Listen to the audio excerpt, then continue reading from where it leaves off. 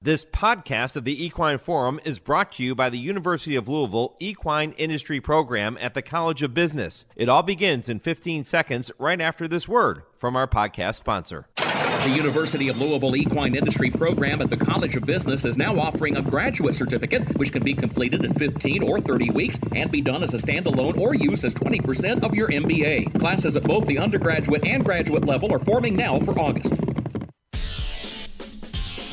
This is HRRN, horse racing's voice. Jody's Pride is kicking away. Carmelina is coming right back to her inside and not done yet. Jody's Pride, Carmelina inside the final 16th. Jody's Pride is up by a full length. It's Jody's Pride to win the Busher. Into Champagne, takes her shot now at Fiona's Magic. Leslie's Rose in tight toward the rail. They come past the 8th pole. Into Champagne, rouse forward to try to get Fiona's Magic, who's very game. Leslie's Rose with too much to do. Fiona's Magic turning back into Champagne. Fiona's Magic wins. Welcome to the Equine Forum, presented by TwinSpires. Timberlake on the outside, roars to the front. Common Defense trying to pull off the upset. And Northern Flame, Timberlake drifting to the center of the track. But he's clear, coming on Common Defense. But Timberlake's going to do it. And Timberlake and Christian Torres win the Rebel by 2. They're at the top of the stretch. It's Dornoch asked to finish the job. At the inside, Ladombro running his heart out. But he's back to second as Dornoch is too much horse. Dornoch clear with a 16th to go. The Fountain of Youth Stakes goes to Dornoch. Dornoch passes the seasonal debut test and wins. Now here's Mike Penna. Good morning once again, everyone, and welcome to the show that launched a network. It is the Equine Forum, and as always, it is presented by TwinSpires here on the Horse Racing Radio Network.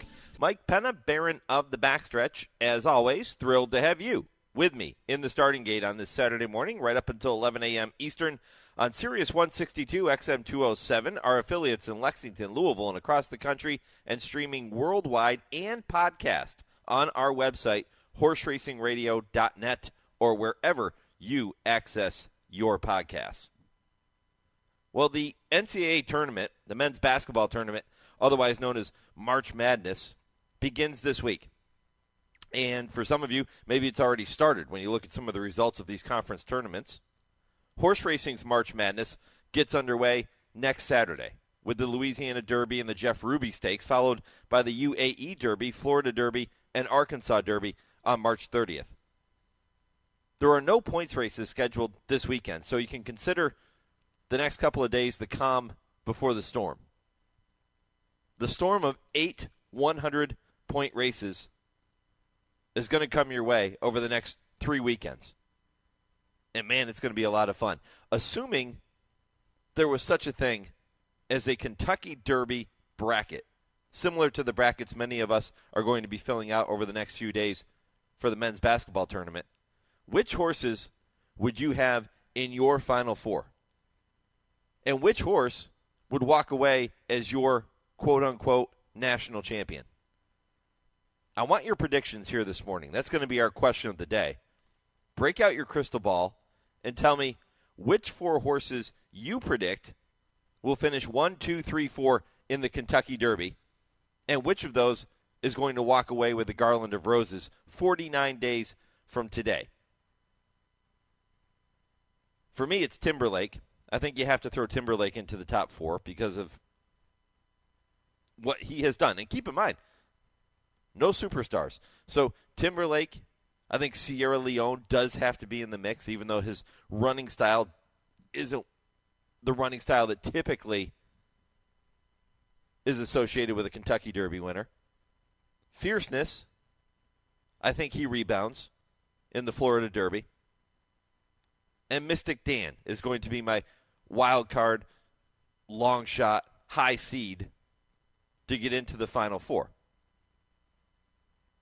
If I'm going to pick a national champion, I don't know, I'll have to give that some thought. I'll pass that along later in the show.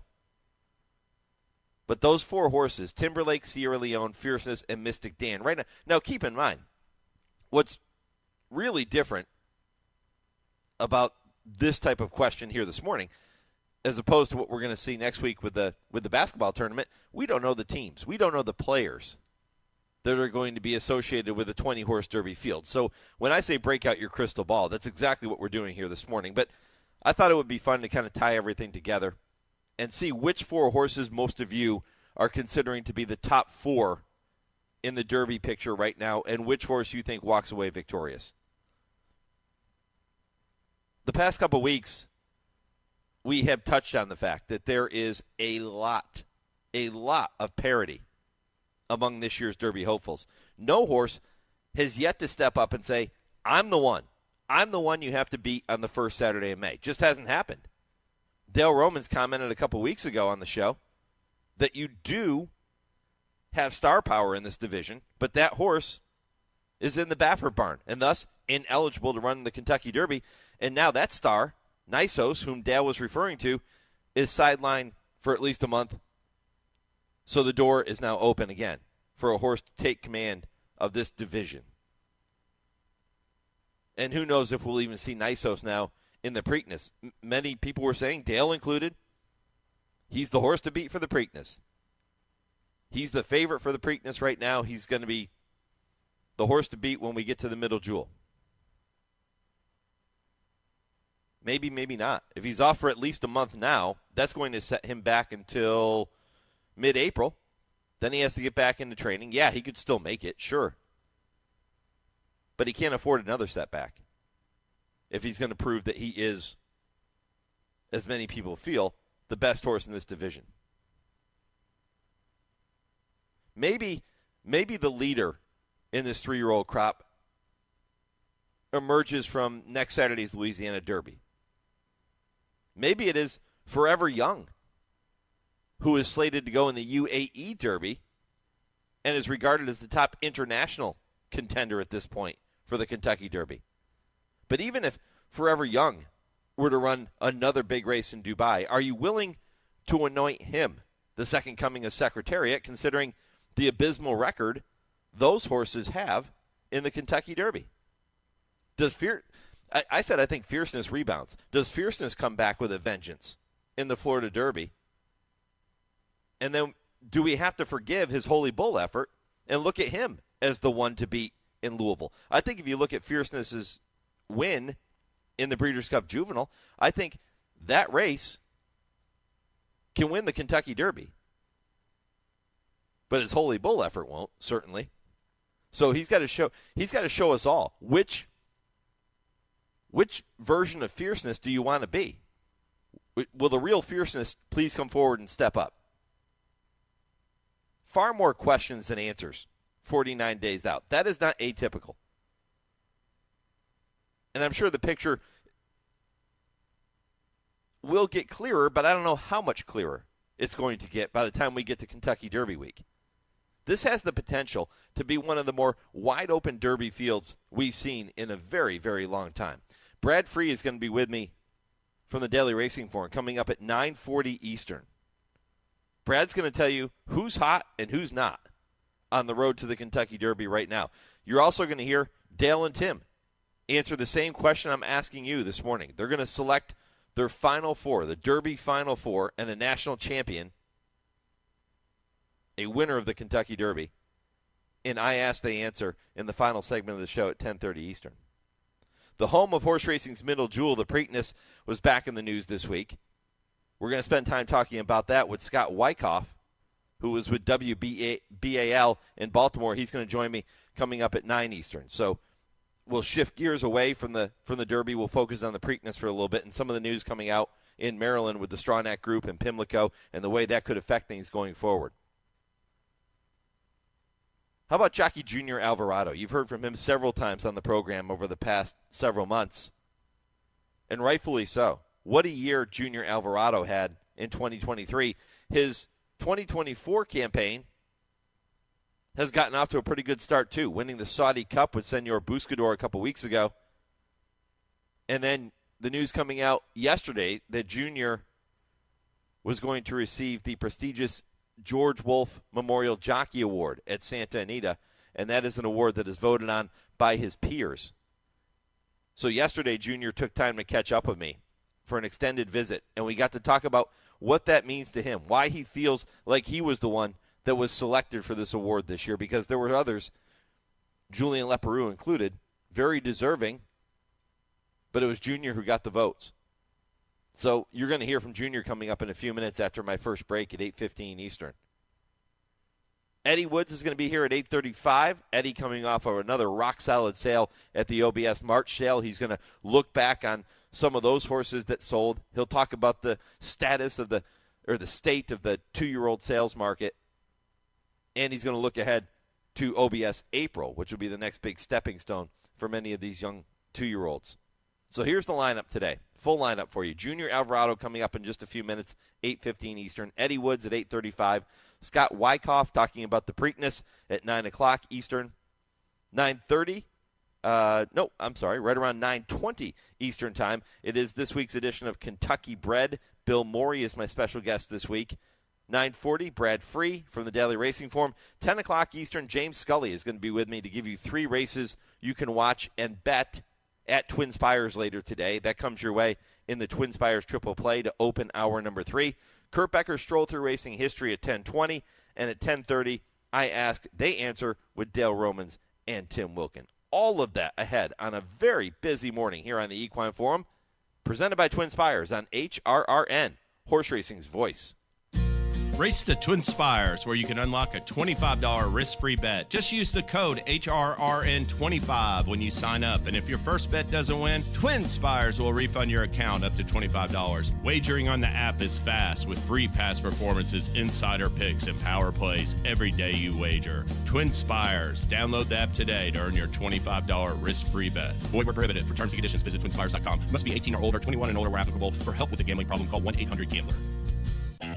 When it's time to paint the fences and barns, think Farm Paint. At Farm Paint, you get the industry's best coatings and paints factory direct at low prices. Farm Paint is your source for quality paints, roof coatings, dustless arena footings, and more. You can purchase online or drop into a Farm Paint store near you with locations in Heart of Bluegrass Country at 700 Phillips Lane in Lexington, Kentucky, Columbus, Ohio, and Sandusky, Ohio. Buy factory direct and save at farmpaint.com. That's farmpaint.com.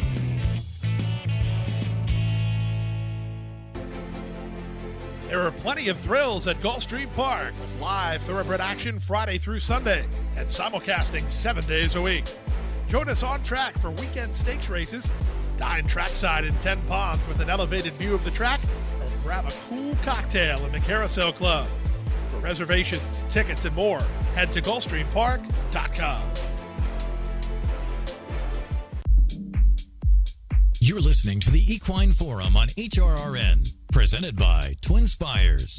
But it's Saudi Crown who had the advantage from National Treasure. Ushbartasoro from a mile back continues to stay on. Also staying on strongly is Senor Buscador.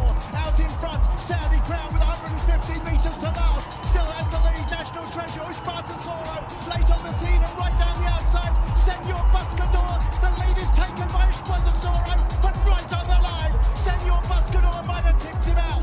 Certainly the rider thinks so. Senor Buscador and Ushbartasoro over the top of Saudi Crown and National Treasure. And those were clear from Derna Sotogake. Crown Pride was next.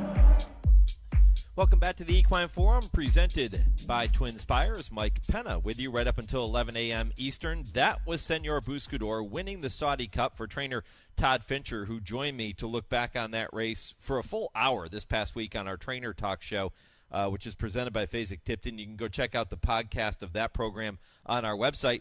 And Senor Buscador had the services of Jockey Junior Alvarado, who keeps finding himself in the spotlight in big races over the past few seasons, and I know that that is just fine with him. And now Junior has been recognized by his peers with the George Woolf Award out in California that will be given out at Santa Anita this spring. Junior will make the trip there. He'll be recognized in a ceremony in the winner's circle, and it is a very, very coveted award if you're a jockey. And now Junior Alvarado adds that one to his resume, and he's with me now here on the Equine Forum. Junior, good morning. Hey, good morning, Mike. Thanks again for having me. And yeah, just having I'll have to say that, tremendous 2023. And I guess I can continue this into 2024. Yeah, what a way to kick off the new year. Not just the Saudi Cup victory, but then this news coming out about being recognized by your peers. I've interviewed several jockeys who have won this award over the years, and every jockey seems to I guess I'll say get a little emotional when they talk about it because of the fact that it does come from their fellow riders. So tell me about your take and how you got the news and what this means to you. Yes, I was, I don't know. I'm still in shock with the news. I guess I don't know. I couldn't believe it. I was in shock. I thought, there were other fellows riders there next to me. They probably, had a good chance to win it too. And yes, just an unbelievable. It's a tremendous honor just to be able to be named and, to be one of the finalists and to win the George Wolf and now winning it. Like I didn't really, thought about it. I never thought I would have a chance to win it. And when I got the call yesterday from one of the members of the Jockey Guild in California, I was in disbelief. I could not believe it. I keep telling him, like, are you sure it's me? Are you sure? But yes, it's like I said, it's tremendous honor really to win this award. It's just, like being recognized by all you fellows riders, and like I guess it's a lot of work that I've been putting through the years, and get to see some recognition from like I said, my fellow riders is just very appreciated. Yeah, what does this say about how other riders view Junior Alvarado? Well, just like I said, I guess just being me and trying to help all the time, and trying to be honest, trying to be upfront with what I do at in the racetrack with them, and always even in race, try to ride my horses, never try to get in anybody's way, trying to ride as clean as I can, then outside the races, try to be the same person. It's, like I said, I still don't know how I won this award, to be honest. Yeah, this award means not just that you're a respected rider, which you certainly are, but it means that you're respected away from the racetrack too, as you just mentioned, and that's a big deal, Junior. And when you started your career in Venezuela, could you ever imagine where this journey would take you, that it would take you to these kind of heights? No, not even close. I always thought, I want to be, in New York circuit and try to compete with the best. But yeah, it never crossed my mind. I would be, able to win, Mike Benicia last year, and now this year the George Wolf, like, never came close to my mind, to be honest. And I'm living it, and I'm very grateful, to be honest. Jockey Junior Alvarado here on the Equine Forum, getting the news from the Jockeys Guild that he will be honored with that George Wolf Memorial Jockey Award later this spring at Santa Anita. And that is not the only big news that you have been able to celebrate with your family and your friends in recent weeks, Junior. That big win in the Saudi Cup. We heard the call of Senor Buscador getting the victory there. After Cody's Wish retired, were you kind of left wondering where the next big horse was going to come from? 100%. I was very sad. He was a very, very good horse. For me, for my family, for many in the horse racing industry, and yeah, I knew they retired him, and it's not easy to come out with another good horse like that. And to be honest, we'll never stop working, and I remember one day in the second week of November after Breeders' Cup, my agent came to me and said, like, listen, I'm going to try to get this horse to come here to the Cigar Mile. His name is Senor Buscador. It's like, you might have to help me, to call the trainer maybe if he doesn't sound too crazy to come here. So maybe you can talk to him and tell him to come. And, it's like, it's a very important horse. The next year, that horse that will be probably our best horse for the classic races.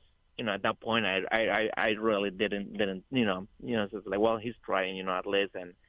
And at that part, I'll give the whole credit to my agent, Mike Salero. He came out with this horse, and we finished second in the Cigar Mile. We finished a good second in the Pegasus here in Florida, and then we ended up winning the richest race in the world.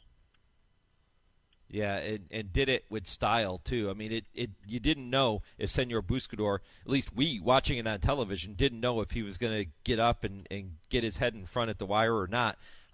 Walk me through the race and walk me through that stretch run. Were you confident that you had their measure? To be honest, I didn't. I didn't because, like a couple of races before, I know Ryan Moore, he was riding in the turf, and, he looked confused a little bit. And, when he came back, I hear him saying, like, I couldn't even see the wire. I have no idea where the wire was.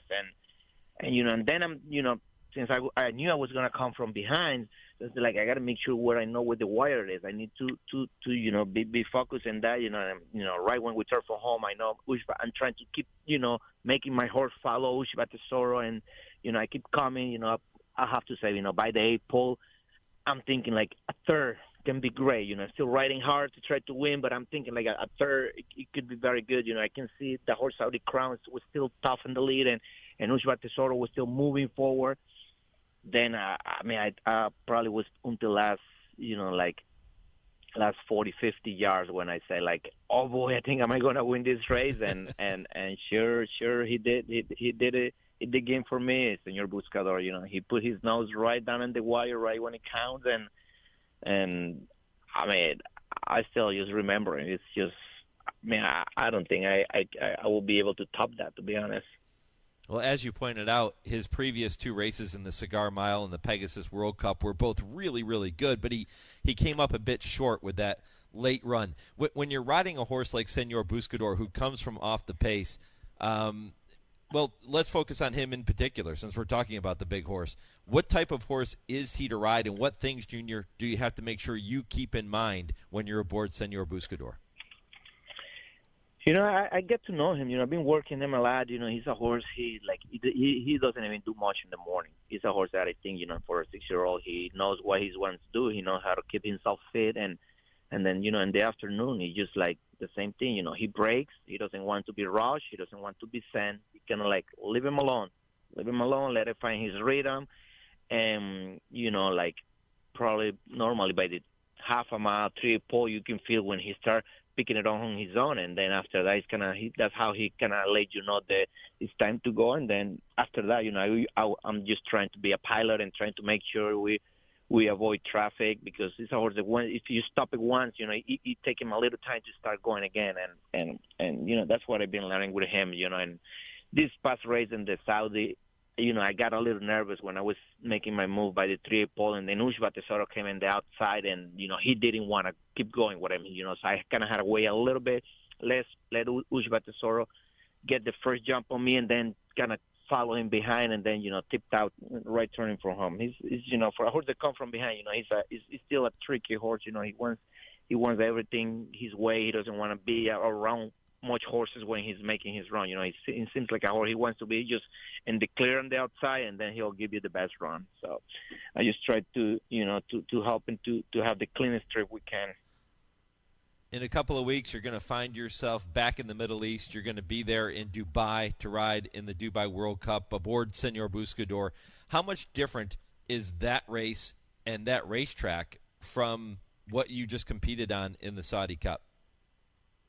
Well, this time it's going to be two turns. That's one thing. I don't think it's a big difference since, I know he can do 2 turns completely fine. And I think we have another advantage again, which is like the stretch run. I think he's a horse. He needs every bit of a good quarter-mile stretch run, and he'll get that again in the Dubai. And like I said, there is not many horses that can, sustain a good run for going mile and a quarter and then having another quarter turning for home to keep that run. And I know he's one that he's definitely capable to do that. So, our chances are very great again. And like I said, I wouldn't trade my horse for any other horse in that race. Well, Junior, it's going to be fantastic to see you back aboard Senor Buscador, and it's always fun to watch you ride. And again, congratulations on that success and on a great start to 2024 and on being recognized by your peers with the George Woolf Jockey Award. That's a special thing, my friend. Yes, thank you, Mike. Enjoy every minute of it. All the best. Safe trip every time you get a leg up. Yes, thank you very much, Mike, and thanks so much again for having me. All the best. Junior Alvarado here on the Horse Racing Radio Network. look, you see what Junior's done on the racetrack. And when I asked him that question about why, this was so special to win an award that is voted on by his fellow riders, and he talked about the fact that, listen, it means that they respect me and the way that I go about my business, the way that I handle my business both on the racetrack and off the racetrack. And you heard him say, I try to put myself in a good position and not put anybody else, any other fellow riders, in a bad position during the running of the race. And that's key. And I think riders really respect that. And it just goes to show that you can approach your business as a jockey in that fashion and have a ton of success. 2,117 wins coming into this day. And Junior Alvarado is as good as it gets both on and off the racetrack. So congratulations to him. That's a special deal, and he'll receive that honor coming up in the spring in a winner's circle ceremony at Santa Anita. All right, time now for your Legends of the Turf and a short commercial break. I'm back with more right after this. On Saturday, July 16, 1965, nearly 60,000 racing fans gathered at Hollywood Park for the running of the Gold Cup over 10 furlongs on a superbly conditioned racing strip under a brilliant sun and a robin's egg blue sky. Most had come out to see if Native Diver, the 6-year-old homebred, who had already become a local folk hero, could win yet another big one. In his 2 previous starts, Native Diver had beaten Viking Spirit by a neck at level weights and world record equaling time of 1:20 flat for 7 furlongs in the Los Angeles Handicap, and had trounced a strong field in the 9-furlong American Handicap after being rested for 6 weeks.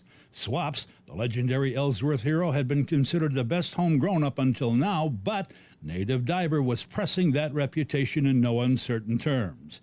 He had had 21 stakes wins, all in California, and had earned over $400,000. In the field of challengers in this Gold Cup were the likes of Tronado, Meadowbrook Farm's solid performer, Ramon from the Foxcatcher Farm, and Ralph Lowe's Gauger.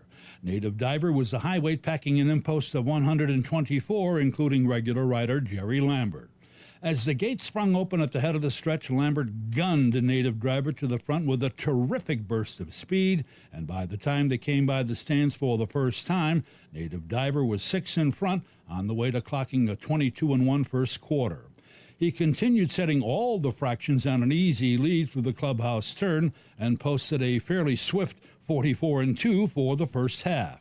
As the field straightened out for the long run down the backside, Lambert gave him a little bit of a breather, and 2 horses, Romant and Tronado, closed some ground until they were within 2.5 lengths of the leader.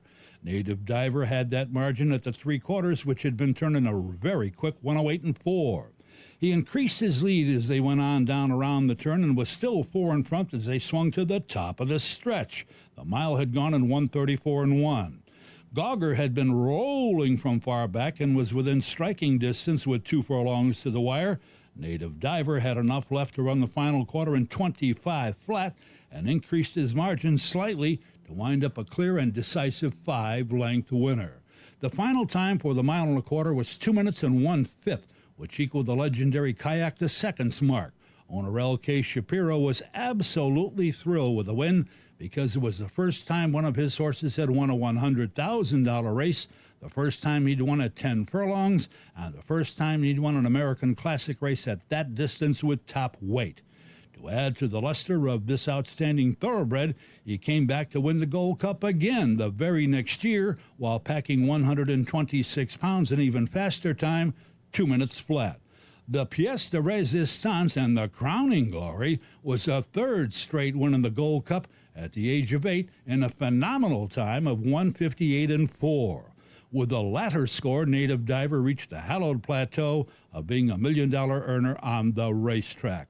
You see, my friends, like fine wines, this extraordinarily fine Californian, Native Diver, had become better with age.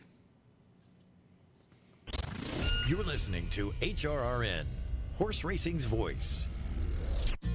Race to TwinSpires, where you can unlock a $25 risk-free bet. Just use the code HRRN25 when you sign up. And if your first bet doesn't win, TwinSpires will refund your account up to $25. Wagering on the app is fast with free past performances, insider picks, and power plays every day you wager. TwinSpires. Download the app today to earn your $25 risk-free bet. Void where prohibited. For terms and conditions, visit TwinSpires.com. Must be 18 or older, 21 and older where applicable. For help with a gambling problem, call 1-800-GAMBLER.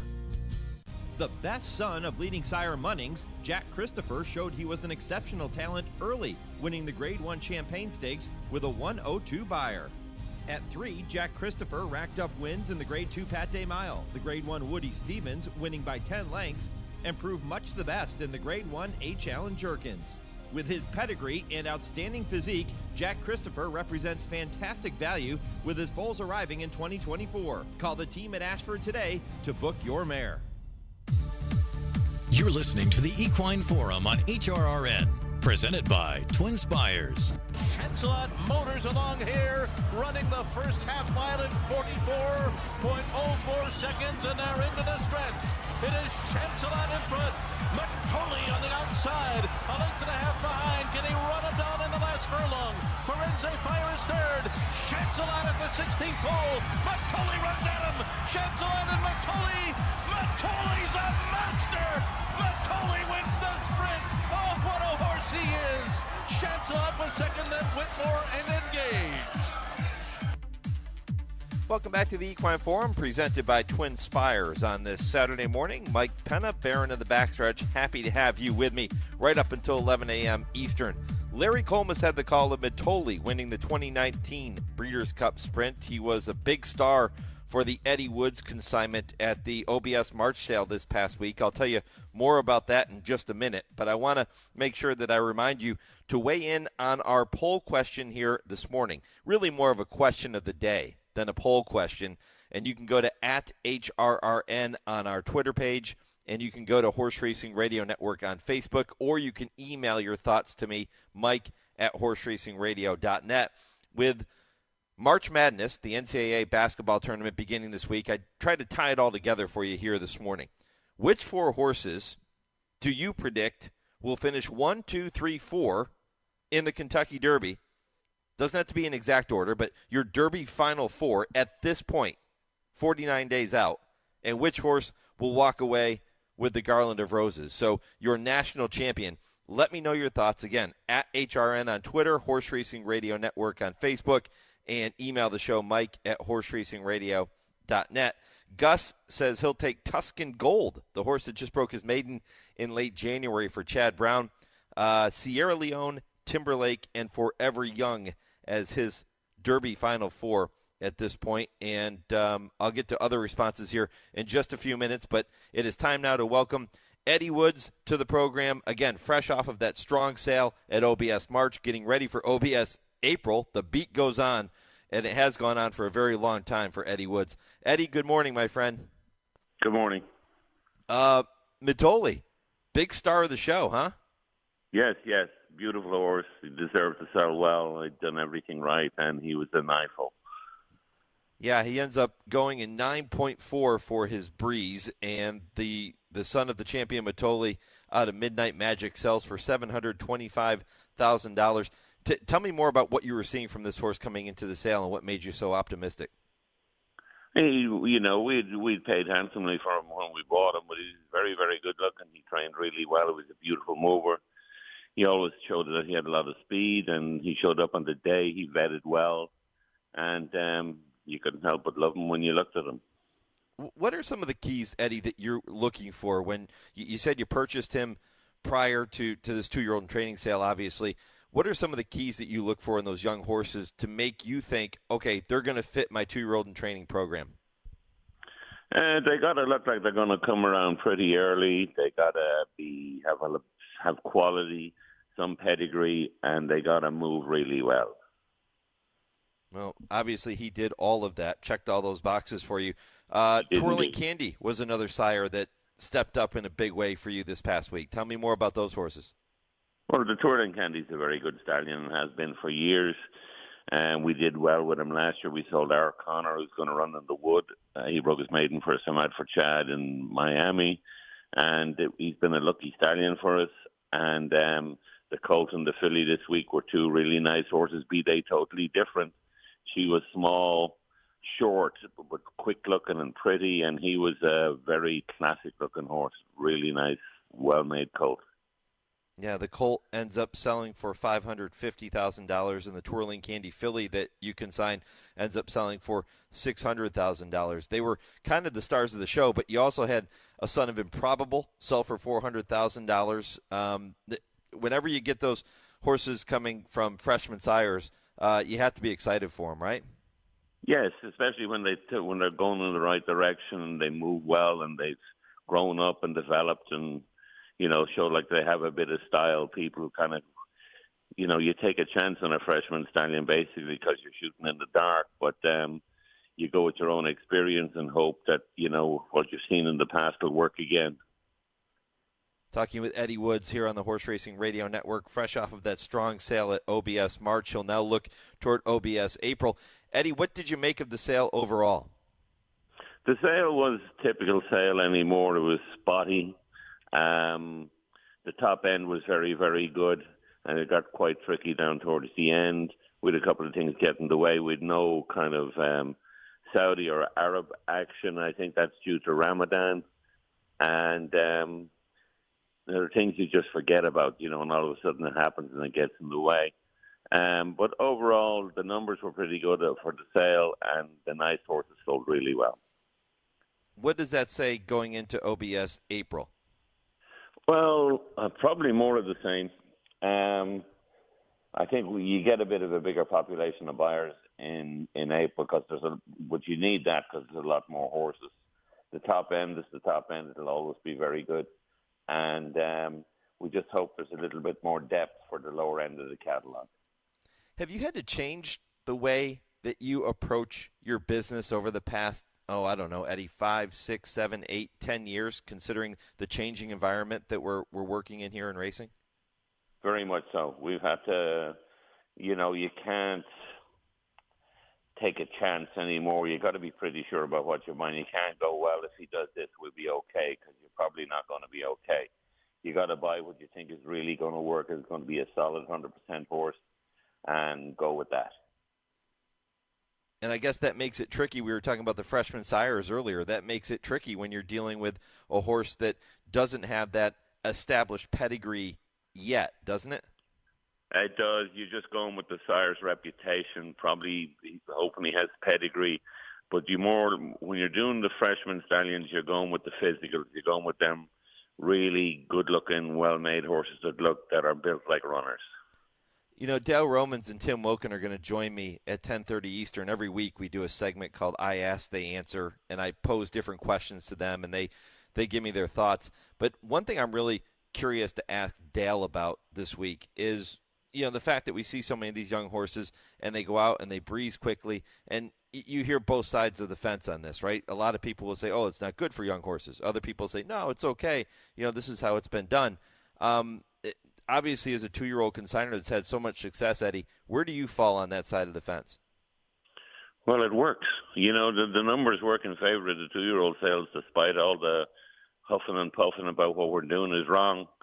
There's so many good horses come out of 2-year-old sales on a percentage compared to a percentage that have come out of the yearling sales.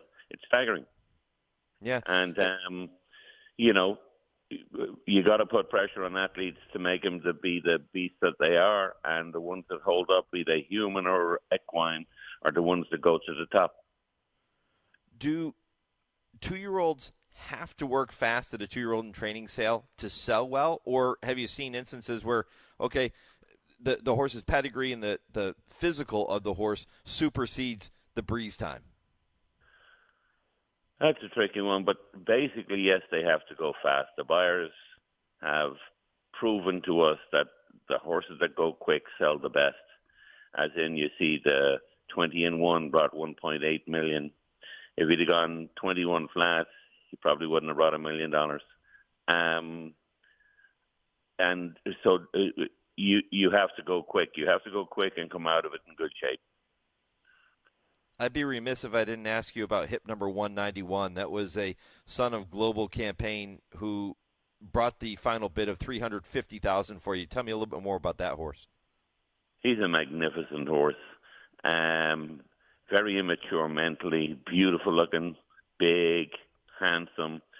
He didn't work as quick as he should have done. He just doesn't pay attention. He just hasn't got his mind on the job yet.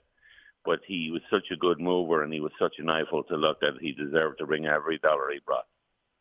I remember talking with Dale last week on this show, and he was talking about the son of Promises Fulfilled that you consign and how well he looked when he got to the racetrack for his Breeze show. His name is Hot Promise. He ended up selling for $230,000. Tell me more about him. Well, ironically, Dale was instrumental in getting that horse sold. He's going to train him for West Point. Yep. The horse was really, really handsome horse. He moved beautifully. He came out of the sale with a minor blemish, out of the Breeze show with a minor blemish, which took a little bit of the shine off him, but no big deal. It's an easy fix. And he's an incredibly good-looking horse who I think is probably a real runner. Tell me more about what's coming up in April. We got a lot of horses in April. We got both Euros, Tappets, Munnings, Speightstowns. We got Not This Time, Nyquist. We've got a really nice collection. I don't want to pinpoint one of them because I'll probably be wrong, but there's a few really, really nice horses in there. Will that be a different type of sale for you than what we just saw in March, or is it pretty much business as usual? I'm hoping it's kind of around about the same, to be honest. There's some horses there that if they show up and do their job and work like they think they can, they're going to sell quite well as long as they come out of work okay and the vet works all right. There's a few horses that are going to struggle a little bit, but that's just volume. And but I think, I'm looking forward to the sale. I think it'll be a really good market. Eddie, I enjoy so much talking to you about these 2-year-old sales because every question I throw at you, it seems like you just have the perfect answer. You've been doing this a very, very long time, doing it at a very high level. Let me ask you this question. When do you start getting ready for these 2-year-old sales? And what I mean by that is, when do you start looking at young horses that you're going to buy as yearlings that, the next year you hope to sell as 2-year-olds? We start in July. First yearling sales in July. We'll buy out of that. We've been done well out of the Fasig sale up in Kentucky, and we buy all the way through to the fall. So you're on it for quite a while. If people are not familiar with the success that you've had in this game, walk me back through some of the horses that you have had come through your program that have gone on to do great things that you're never going to forget. The most recent horse we didn't sell him, but we had him on the farm, was Authentic. The horses we sold are probably way back when Left Bank and Harmony Lodge, and we come on with Wimbledon and Midnight Loot, Bayern.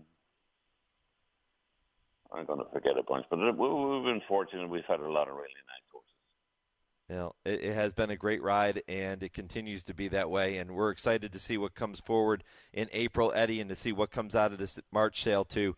All the best, my friend. Really appreciate all of your support here on the network, and really do appreciate you taking a little time here this morning. Thank you. Good talking to you. All right, there he is, Eddie Woods. Yeah, and you can visit eddieWoods.com, by the way, to walk through some of the horses. When I ask him about some of those big-time horses, it's funny because there have been plenty of others, too, and he could have probably spent the next half hour walking through all of the big-name horses that have come through his program, but those were just a few of the stars, and who knows? Maybe some of these other stars or these youngsters that were sold this past week turn out to be superstars for Eddie Woods. We'll find out as they begin their careers now. And I loved what he said, that Dale Romans was very instrumental in working with the folks at West Point to have that horse, Hot Promise, hip number 316, sold to them. So he's going to pick up the training duties. Nobody better. Dale knows Promises Fulfilled as good as anybody. I'm sure he knows a son of Promises Fulfilled.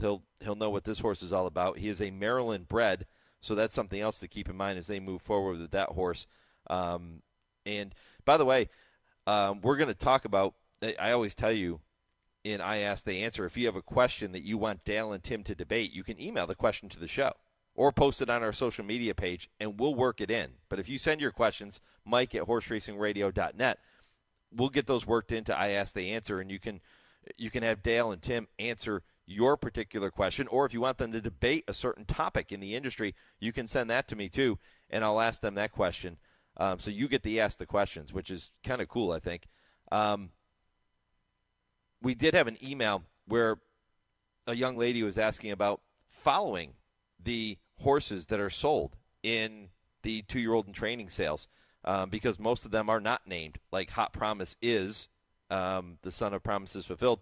Most of the horses that are sold there have not been given a name yet. So she was wondering how she can follow along and keep track of those horses. I'm going to bring that up with Dale and Tim in the final segment of the show today.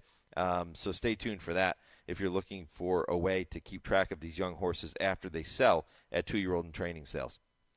I'm going to get to another break. When I come back, it is time for this week's edition of Calling All 3-Year-Olds presented by Spendthrift, and then I'll tell you what's ahead in hour number 2. This is the Equine Forum on the Horse Racing Radio Network. The Claiming Crown is returning to Churchill Downs Saturday, November 16th. Make plans to be part of the Claiming Horse version of the Breeders' Cup, showcasing 8 Claiming Crown races offering a minimum of $100,000. Each race will also offer a Kentucky Thoroughbred Development Fund purse supplement for registered Kentucky breds. An invaluable goes all the way up top to win it a length and a half. The 2024 Claiming Crown, live from Churchill Downs, Saturday, November 16th. Learn more at claimingcrown.com. Joe Buck and John Smoltz welcoming you back to the City Center Convenience Mart. Well, John, the stage is set for the final transaction. That's right, Joe. Heather's moment has arrived, and you just hope all that training pays off. Heather lays down her purchase, but Randy rings it up as slowly as he can. He is a wily veteran. It gives Heather's eyes the chance to wander. Uh-oh. Yep, she's looking at the cigarettes. There's nothing good back there. Quit now, and in 5 years, your odds of getting certain cancers drop 50%. Meanwhile, Randy's stone-faced. He's giving nothing away. He just stands there, wetting his cashier's finger on that sponge. Heather toes the rubber. Here we go. Heather's arm is in motion. But instead of pointing at the back wall, she just grabs the gum off the counter. That's a slick move. Heather back. She is out of there. Even Randy tips his cap to Heather. Stand Up to Cancer and Rally wants you to reduce your risk for cancer. Go to takeahealthystand.org. I'm William Shatner. I've been around a long time, but I'm truly humbled when I see the real battles our brave, paralyzed veterans have faced defending our freedom. And when they come home, I had just come home from serving over in Germany. Next thing I know, it was 3 weeks later. I was paralyzed. While parachuting with my platoon, my parachute didn't open. I broke my neck. It left me paralyzed for the rest of my life. I was on a routine patrol, and we were in the desert of Kuwait, and the vehicle flipped and landed on top of me, which left me paralyzed from the waist down. Okay, folks, this is heroism. That's why I'm proud to support Paralyzed Veterans of America, because they've kept their promise to never leave a fallen soldier behind. A roof over their heads, accessible homes, cars, jobs, benefits. PVA has brought me back to life. Show them their sacrifice hasn't been in vain. Go to PVA.org to learn how you can make a difference. Thursday evenings, 6 to 7 p.m. Eastern, is the Brisnet.com call-in show. It's your chance to call in and let the Horse Racing Radio Nation know what's on your mind. Call us at 888-966-HRRN. That's 888-966-4776. And discuss the topics you choose in the world of thoroughbred racing. The Brisnet.com call-in show. Sirius 162, XM 207, and streaming live at horseracingradio.net. They're all in line. And they're off. Spendthrift Farm presents Calling All 3-Year-Olds with Bobby Newman. There was one stake for 3-year-olds that offered Kentucky Derby qualifying points last weekend, the Grade 3 Tampa Bay Derby. Although most of the attention it got stemmed from a tote malfunction and it being run as a non-wagering event, it actually was a very good race. Sam Davis winner No More Time and Holy Bull runner-up Domestic Product were the two most accomplished of the field of 10 entering the gates. The pace was very slow and No More Time sat a perfect pressing trip with Domestic Product only a couple lengths behind. The field sprinted around the far turn and for the wire, and in the end there was a blanket finish with 4 runners separated by less than a length. The photo showed Domestic Product and jockey Tyler Gaffalione, the narrow victors, over No More Time. The winner will likely start next in either the Bluegrass at Keeneland or the Wood Memorial at Aqueduct before heading to Kentucky, while the runner-up will train up to the Kentucky Derby. Speaking of the Derby, there are now 8 horses with at least 35 Kentucky Derby qualifying points. They are Timberlake, Dornoch, Domestic Product, Sierra Leone, Track Phantom, Deterministic, No More Time, and Fierceness. They all should already have enough points to get into the starting gate on the first Saturday in May. One big piece of news this last week was the announcement that Breeders' Futurity winner Locked has a minor injury and will miss the Triple Crown races. No stakes offering Derby qualifying points this weekend, but next weekend starts the real big ones with the Grade 2 Louisiana Derby at Fairgrounds and the Grade 3 Jeff Ruby at Turfway. Each race offers 100 points to the winners and 50 points to the runner-ups. I'll be back with this week's top 5 list right after this word from Spendthrift. Cyberknife was a very talented horse from day one. Fast horse, able to carry it around 2 turns. Looks a tremendous amount like Gunrunner, same ability and talent. Holds the track record in the Haskell. He won it in impressive fashion, beating a very good group of horses. Excited about him passing on his durability, his soundness, and his talent. He could definitely be a breed-shaping stallion. Multiple Grade 1 winner Cyberknife, standing at Spendthrift. This week's top 5 list of Derby contenders looks like this. Number 5, Mystic Dan, the Southwest champ, is pointing for the Arkansas Derby on March 30th. Number 4, Fierceness, the 2-year-old champ, was dull in the Holy Bull. Let's see if he makes amends in the Florida Derby on March 30th. 3, Timberlake, nice win in the Rebel off the layoff. There's no reason he can't continue to improve. Number 2 is Forever Young. The Japan-based runner is undefeated and won the Saudi Derby on pure guts, planning for the UAE Derby on March 30th, then on to Kentucky. And number 1, Sierra Leone, won the Risen Star despite possibly not liking the wet track, aiming for the Bluegrass at Keeneland on April 6th.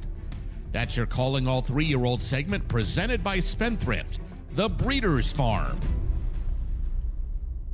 It's just 49 days away, ticking under 50 here this morning on this March 16th. And I asked you the poll question, or question of the day here on the Equine Forum. If you were selecting your Derby Final Four today, and I know we don't know the entire field, so it's a little different than what you would do with your brackets for next week's NCAA tournament, but if you're selecting your Final Four today, who are your Final Four Derby horses, the top 4 finishers in the Derby, and who's the horse you pick to win the whole thing? Cut down the nets, right? Walk away with the roses. Tom in St. Louis emails the show and says, Fierceness wins the Derby. He's expecting a rebound, obviously, in the Florida Derby, and he says he wins the Kentucky Derby. Forever Young is his second choice, ran 9 furlongs twice as a 2-year-old. Mystic Dan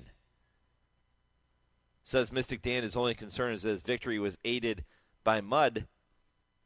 And Track Phantom rounds out Tom in St. Louis's Final Four. You can email the show, mike@horseracingradio.net, or you can weigh in on our Twitter page, at HRRN, Horse Racing Radio Network on Facebook. Another way to let me know your Final Four at this point. Mystic Dan is also in my Final Four. I told you that at the top of the show. As a long shot play. Mystic Dan, not likely to be among the top choices necessarily at Churchill Downs. Now maybe he runs a huge race next time out and people start looking at him as being a major player. But let's say that he's one of those higher seeds, maybe a 9 seed or a 10 seed or wherever he ends up, if you're going to compare that to the NCAA basketball tournament. But I do think Mystic Dan has some ability. And like Tom, I'm a little concerned that he freaked in the mud last time. That race was so much better than his previous races that you have to wonder if it wasn't the mud that moved him up. Now, his maiden win at Churchill Downs last November was pretty strong, and he actually sat up close to the pace and then drew off to win by more than 7 lengths, almost 8 lengths actually. So Mystic Dan showed early on that he had ability. He has to come back now and prove that that Southwest win in the mud wasn't a fluke. And we'll see if he can do that next time out. Hades is a horse that I'm sure will be on some people's top four if you're going to go with the Final Four. The Joe Orsino trainee, ran in the Holy Bull, obviously defeated Fierceness that day, who was the big favorite. Ends up winning that race by 2 lengths. He's undefeated. He's done absolutely nothing wrong. And by the way, the other horse he beat in there was Domestic Product, who came back to win the Tampa Bay Derby over a very game No More Time last weekend. Do you look at Domestic Product and No More Time as being major players in this Derby picture right now? You know I'm a big fan of the late pace numbers and the Brisnet past performances, and you can go to Briss and you can get past performances for all of the top 3-year-olds right now, and you can kind of get a sense of, at least on paper, where they might all fit together. And Domestic Product's late pace number in that Tampa Bay Derby was a huge, massive 125. That is a big number for a late pace number. But early on, it was a dawdling pace. He can't afford to go that slow early in a 20-horse Kentucky Derby field, no matter how fast this horse finishes. So I'm not sure Domestic Product is really going to be among most people's top choices to be in that Final Four. What about Dornoch? All Dornoch does is just show up and run hard and run his race. And you can say, okay, well, the Fountain of Youth, it kind of fell apart. It was only a 5-horse field. But he did what he had to do. You can only beat the horses that line up against you, right? It's like any sport. If you're Georgia in football, in college football, and you're playing a Division III team to start your season, you're supposed to beat them by 100 points. Are you going to say that, oh, well, they didn't beat anybody? Okay, well, maybe they didn't, but they did it the right way. Dornoch did what he had to do in the Fountain of Youth. I don't hear a lot of talk about Dornoch, and I think it's because of the fact that that field in the Fountain of Youth kind of fell apart. Wasn't the greatest field in the world. But we'll see his next start. That's the thing. There are more questions than answers right now with all of these horses. We can go through every horse on this list. And I can give you reasons why they will win the Kentucky Derby. I can give you reasons why they absolutely will not win the Kentucky Derby. Timberlake is in my Final Four. I liked his race in the Rebel. I thought it was a really professional comeback. He's in the hands of Brad Cox. We know he's going to have him ready to fire on the first Saturday in May. Didn't show up in the Breeders' Cup Juvenile. Didn't run poorly. He was 4th of 9, but he was beaten 8 lengths that day behind Fierceness. But he looked good winning the Champagne. And that was in the slop. The Rebel came on a fast track, so we know he doesn't need a sloppy track to run his best race. I think that Timberlake still has room for improvement. I saw a picture of him yesterday on social media. The folks at WinStar, Elliot Walden, tweeted out a picture of him. He's a good-looking horse, too. So I think Timberlake needs to be in there. Sierra Leone, yeah, again, another horse. Done nothing wrong.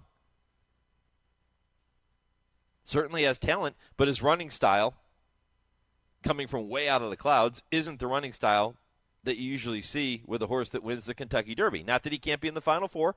He's in my Final Four right now. What about, I'll give you a sneaky long shot.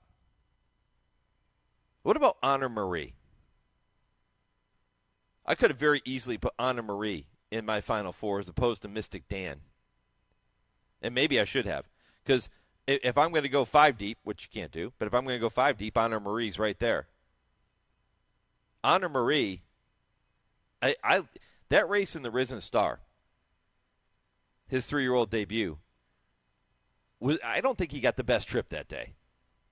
And I think with a better trip, Honor Marie is closer to horses like Sierra Leone and Track Phantom, the horses that were 1-2 that day that a lot of people are looking at as being major players here in the Derby picture. But Honor Marie, prior to that race in the Risen Star, as a 2-year-old, had yet to run a bad race and won the Kentucky Jockey Club. I know his trainer, Whit Beckman, who appeared on this program before the Risen Star, is very high on this horse, and rightfully so. And again, coming back to those pace numbers that you see in the past performances, and here's one thing. When you get to the Kentucky Derby, it's 1.25 miles. You don't know how any of these horses are going to handle the 1.25 miles, how they're going to finish, if those late pace numbers are going to hold up. The late pace numbers they run going 1.16 miles, going 1.125 miles that you see in the program, are those numbers going to hold up going 1.25 miles? Will they have that same kick? Will they get the same trip? All of these types of factors that go into handicapping a 20-horse Derby field.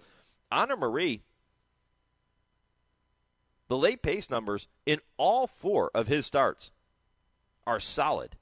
And you get the sense that with a better trip in the Risen Star, that number could have even been higher. And that he's just going to continue to get better. I think Honor Marie, if you're looking for a higher seed, long shot, sneaky play, I think Honor Marie is pretty solid. I think you could do worse than Honor Marie in a wide-open year for the 3-year-olds. Okay, I'm going to get to a break. When I come back, going to turn our attention to the middle jewel of the Triple Crown, the Preakness. I'll visit with Scott Wykoff from WBAL. The Stronach Group in Pimlico back in the news this week. He'll tell you all about it next. I'm back with Hour 2 right after a 10-second pause for station identification. This is the Horse Racing Radio Network, where racing comes to talk.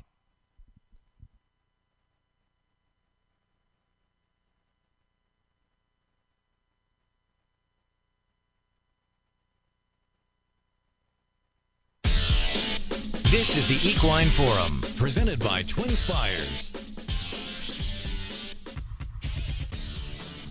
Mike Penna, Baron of the Backstretch, back with you here on this Saturday morning, rolling on Hour 2 of 3, taking you right up until 11 a.m. Eastern. If you did miss my conversation with Jockey Junior Alvarado or consignor Eddie Woods in the first hour of the program, or if you missed Calling All 3-Year-Olds, presented by Spendthrift, head back to our website, horseracingradio.net. You can check out the podcast whenever you have a few minutes there, and you can do that too on every single podcast platform. Hour 2 is going to begin momentarily with Scott Wykoff from WBAL. He'll have the latest on the situation with the Stronach Group, Pimlico, and the Maryland Jockey Club. You're going to hear Kentucky Bred. This week's edition features Bill Morey, who joins me on that segment. Brad Free from the Daily Racing Forum tells you who's hot and who's not on the road to the Kentucky Derby. He'll do that at 9:40 Eastern. 10 o'clock, James Scully will be here with the TwinSpires Triple Play. 10:20, it's Kurt Becker's Stroll Through Racing History. A fun story this week about Go and Go. I think you're going to really enjoy that. And I Ask, They Answer with Dale and Tim coming up at 10:30 Eastern. But without further ado, it is Scott Wykoff, my good friend from WBAL in Baltimore, who joins us now. Scott, good morning. Hey, Mike, good morning. And, yeah, the kind of the morning of the horizon of a new day for Maryland racing, it looks like. Yeah, okay. Let's start there. Tell me where do we stand right now with the situation? Well, legislation to really transform racing here in Maryland was introduced at the State House here in Annapolis on Thursday, and it's really being fast-tracked through the legislature right now. It's called Pimlico Plus, and really it's modeled after the NYRA blueprint in New York. And you say, well, you know, it still has to go through the legislation process. But I say fast-tracked because this bill was created over the last year, Mike, by the same Maryland Thoroughbred Racing Authority that the General Assembly itself created, with the goal that the Maryland Thoroughbred Racing Authority gave to them in this bill as the end game to really consolidate racing with a brand new facility and a new look at Pimlico, to phase out racing at Laurel Park, and to also purchase and develop a training facility, an off-site training facility at a farm somewhere here in the state of Maryland. So it would all happen over the course of the next couple of years, with the Preakness itself remaining in Baltimore, but moving to Laurel Park while this whole new build-out, $460 billion build-out of Pimlico would go on. Wow. So, Scott, this sounds to me like it's very positive news for Maryland racing and for the program in Maryland and, of course, for the Preakness Stakes. Do you agree? Yeah, really positive. Governor Wes Moore took office a full year and a half ago, and his administration really took this as something that they wanted to do to kind of build on what the Larry Hogan administration had done before them. And they lobbied and negotiated and laid the groundwork for this to really make sure it went through. And a lot of people say, well, Scott, again, this is legislation. It has to be agreed to by the state legislature and the General Assembly. But the state legislature and the General Assembly basically put this all together, created a Maryland Thoroughbred Racing Authority to dot all the I's and cross all the T's. And that bill has been introduced to him. Really, it's interesting, clearing the path for what would be a blueprint for, as I said, racing in Maryland, just like NYRA.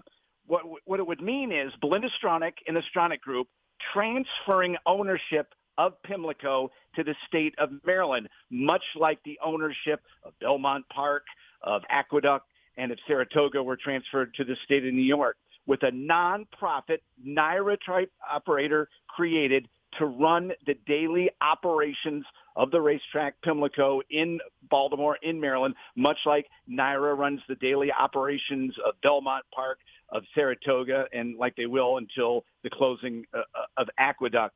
And like I say, this is $460 million that's going to be pumped into Pimlico, right on the current footprint, right on Old Hilltop in Baltimore, where we're so familiar with the third Saturday in May for the Preakness. It'll be home to year-round racing in Maryland, upwards of 150, 160 racing dates. Of course, it'll host the Preakness Maryland Million. Also, new barns will be built on the facility in the neighborhood in Park Heights, where Pimlico is located in Baltimore. There'll be mixed-use development, housing built for backstretch workers. And also this means, Mike, that Laurel Park will no longer be a racing or training facility. The Stronach Group will still own the property, and they can redevelop or sell the property or do with it what they may. And also an interesting note for you, Mike, on the development of a training facility, because there's not enough really acreage on the footprint at Pimlico to train all the horses in the state of Maryland. Property is going to be acquired to build a training facility somewhere not too far from Pimlico in kind of rural Maryland. One of the possibilities for that is the Shamrock Farm that for decades has been owned by the Rooney family, of course, of Pittsburgh Steelers fame. And the possibility is that Shamrock Farm or two other current farms here in the state of Maryland will be redeveloped, and they will house a training facility that will also include housing and different things for backstretch workers. So it's a lot going on, but this Maryland Thoroughbred Racing Authority over the last year and the last several months has really laid out the groundwork for this, groundwork that was sent to them by lawmakers saying, basically, we want this done. You do the heavy lifting, bring it back to us, and we'll make this happen. Scott, has there been any conversation? I know you said that Laurel Park would close. It would not be used for training or for racing, and Stronach Group can do whatever they would like with that property. Has there been any conversation of Laurel Park being that training facility as opposed to having to develop a place like Shamrock Farm as you laid out? There was early discussion, but it was really found early on in the going that the cost would be prohibitive for that happening, and that because of the layout that Laurel Park has right now with the different zoning things of that sort, and also the tax implications for the Stronach Group, if money from these state-owned bonds, now this is going to be paid for, people think, oh my gosh, with all that's going on in states like Maryland with budgets and such, this is going to be paid for by the state issuing bonds. So people are going to be able to make actual investments in this, and those bonds will be issued by the Maryland Stadium Authority. But with Laurel Park, because of tax implications, if any of the money or any of that sort would go into bonds that would develop Laurel Park, the tax implications would be in the millions of dollars, and something that the Stronach Group really wouldn't want to take under their domain and really couldn't afford.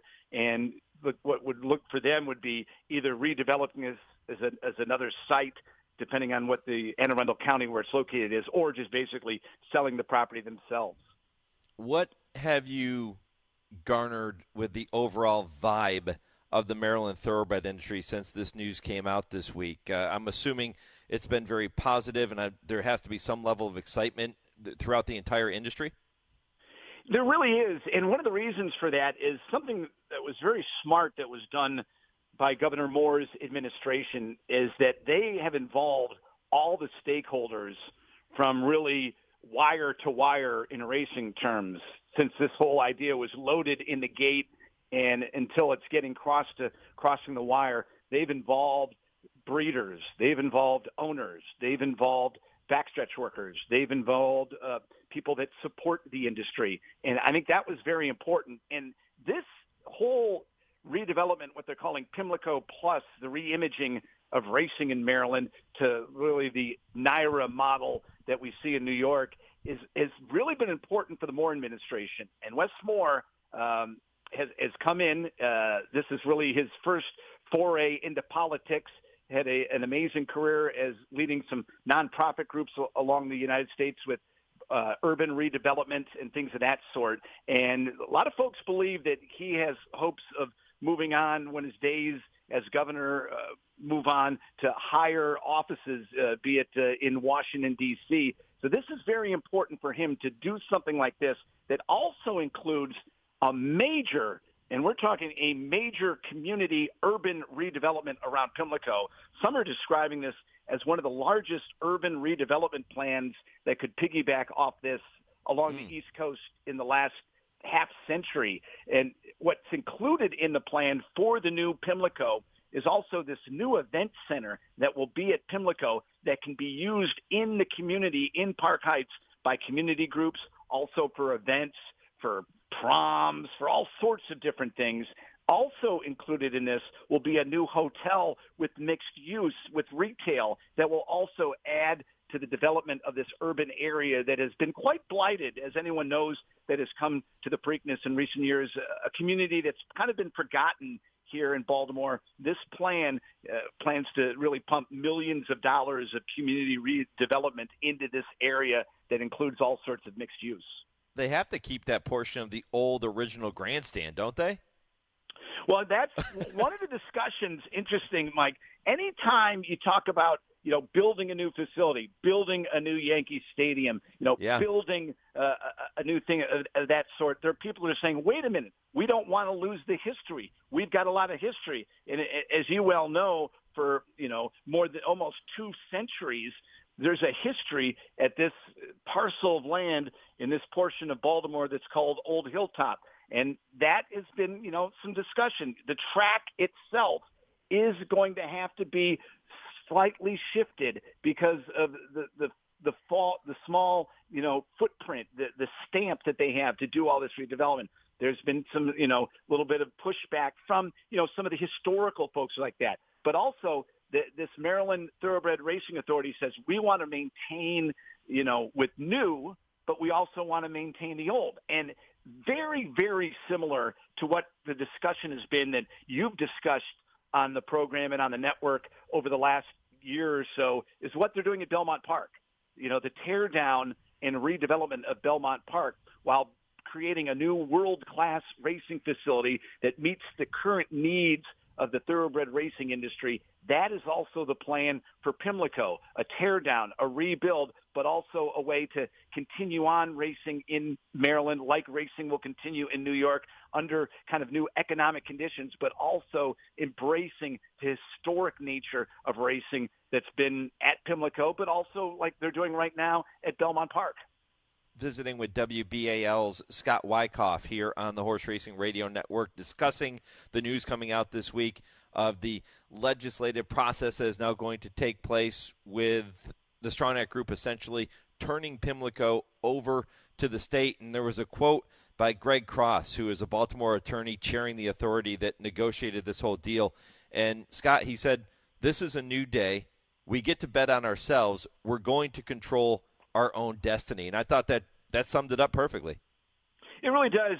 And you know, over your career in the industry, Mike, there's been a lot of looking in the rearview mirror throughout the industry and trying to do things built on really old models and things that don't really fit in the current economic state of what racing and the thoroughbred industry is here. This model, and again, I say much like what NYRA is doing with the consolidation of racing at Belmont Park and also at Saratoga in New York State, is forward thinking. It's saying it's got to be a new day. To move forward, we have to embrace what's going on in communities, what's going on in state legislatures, what's going on in the betting and the gaming industry itself, and what's also going on in events.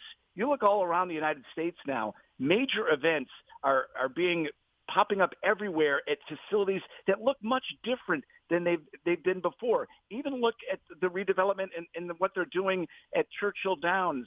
What is being done there is an image of moving forward with a new vision of what thoroughbred racing has to be successful in the future. And I think that's what has really led to the success of this.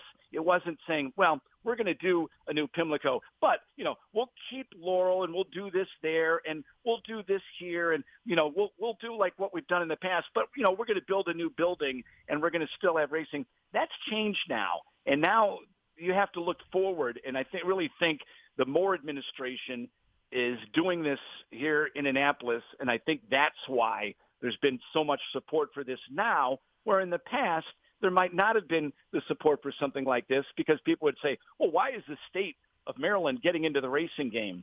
Well, they're getting into the racing game the right way. They're getting into the racing game by creating funds that are being basically sold in the general market with state bonds being issued. They're also getting into the racing game with not the state of Maryland running racing. They're creating a nonprofit operating system like NYRA to run racing that has to answer back to Maryland to make sure that racing is moving forward. And it's also creating a system where new stakeholders can join current thoroughbred stakeholders, because I think you and everyone else will agree, for the future of thoroughbred racing to be bright and profitable, it has to embrace people and different institutions that it might not have embraced before. Yeah, that's 100% true.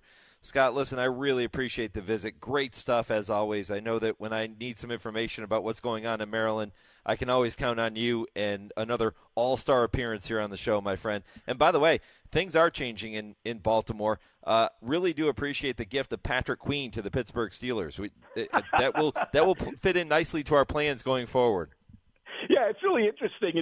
Patrick, he had such a great career in Baltimore, and people are like, boy, we're so excited that now that he's going to be able to go on and get that big contract. But then, it's kind of the reality of like, oh, he's going to the Steelers. We're going to play him twice a year. So it should be a lot of fun. And like you say, Mike, about, what we do here with covering racing in Maryland, we rely upon you and your great team for covering racing on a nationwide standard that really is excellence beyond belief, and we enjoy being contributors with all you do. Scott, I'll throw out your Twitter page here. Folks can follow you all week long, all year long.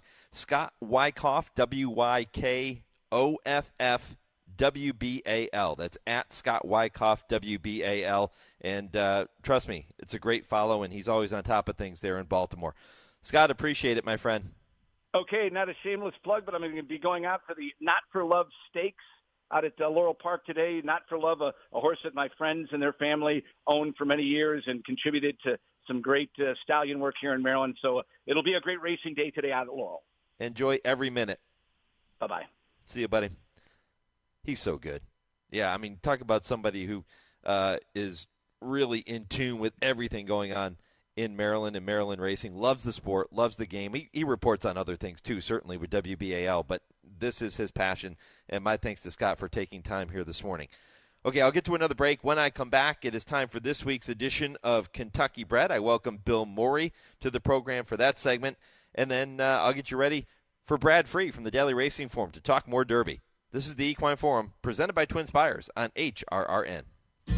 Race to TwinSpires, where you can unlock a $25 risk-free bet. Just use the code HRRN25 when you sign up, and if your first bet doesn't win, TwinSpires will refund your account up to $25. Wagering on the app is fast with free past performances, insider picks, and power plays every day you wager. TwinSpires. Download the app today to earn your $25 risk-free bet. Void where prohibited. For terms and conditions, visit TwinSpires.com. Must be 18 or older, 21 and older where applicable. For help with a gambling problem, call 1-800-GAMBLER. The best son of leading sire Munnings, Jack Christopher, showed he was an exceptional talent early, winning the Grade 1 Champagne Stakes with a 1:02 buyer. At 3, Jack Christopher racked up wins in the Grade 2 Pate Mile, the Grade 1 Woody Stevens winning by 10 lengths, and proved much the best in the Grade 1 H. Allen Jerkins. With his pedigree and outstanding physique, Jack Christopher represents fantastic value with his foals arriving in 2024. Call the team at Ashford today to book your mare. Hey, if your horse struggles with ulcers from time to time, I've got some good news for you. Reline GI by Haggard has a new improved formula, and scientific studies show that it definitely improves gut health. So what's new about Reline GI? It's made with a new beta-glucan that stimulates the immune system to work on targeted areas of a horse's stomach. Plus, there's also a new price that can save you nearly $100 per gallon. Visit ResolveVet.com to learn more about new Reline GI. Better science, better formula, better gut support.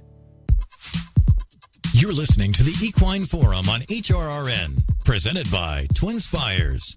From the outside is Ravella putting in her charge. Boy, look at this cavalry charge. They are clustered like grapes on a vine as they swing into the lane. Ravella, Violin, Maltai splitting runners. And farther out is Lily Poo. And here's one trying to muscle into contention. Her name is Madrelina. Madrelina tackling Ravella. Ravella has the lead. Madrelina's coming with her big run. Lily Poo from the outside. Ravella has the best looking stride in deep stretch. Ravella is the winner. Second and third is extremely tight, involving Madrelina and Lily Poo. Checking in fourth was Erna.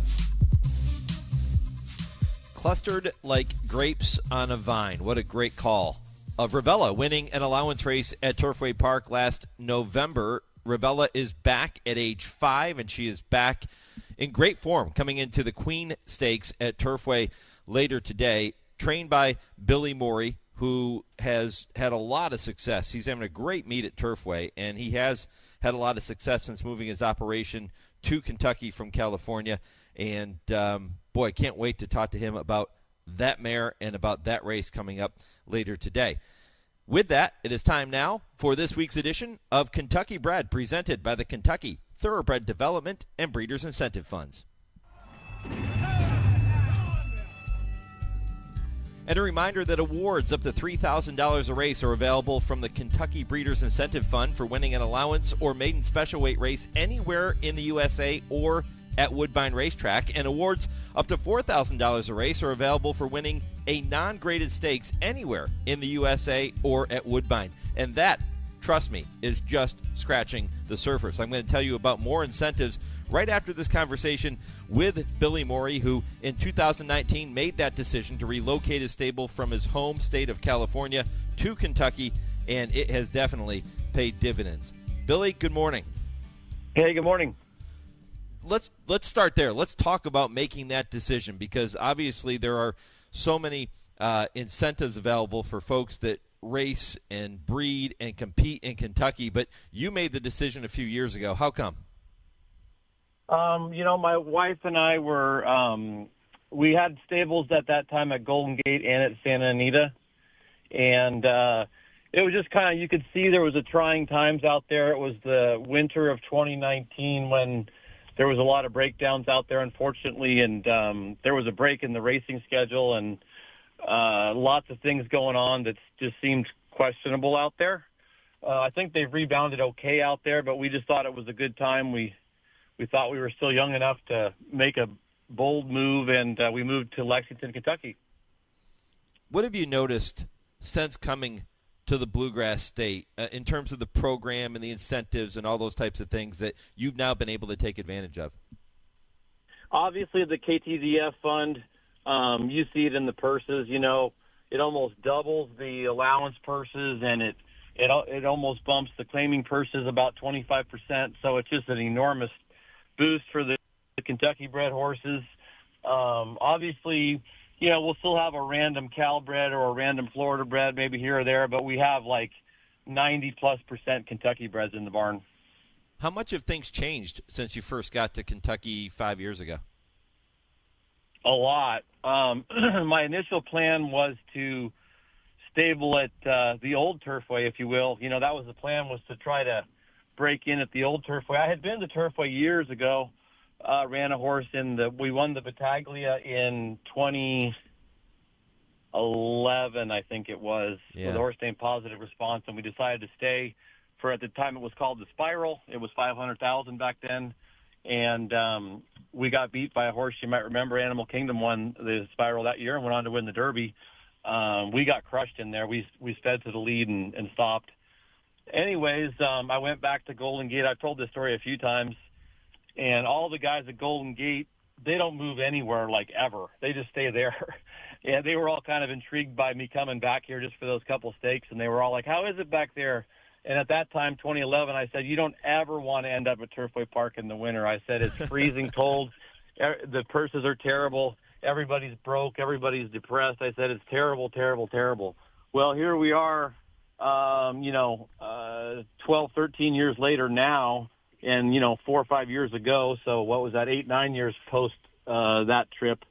We are fighting over stalls here at Turfway Park. I mean, it's about as competitive as anywhere in the country I've ever been to get stalls. It's the demand is extremely high. So it's changed a lot for sure. Yeah, and I mentioned some of those incentives and awards that are available. You mentioned the KTDF funding.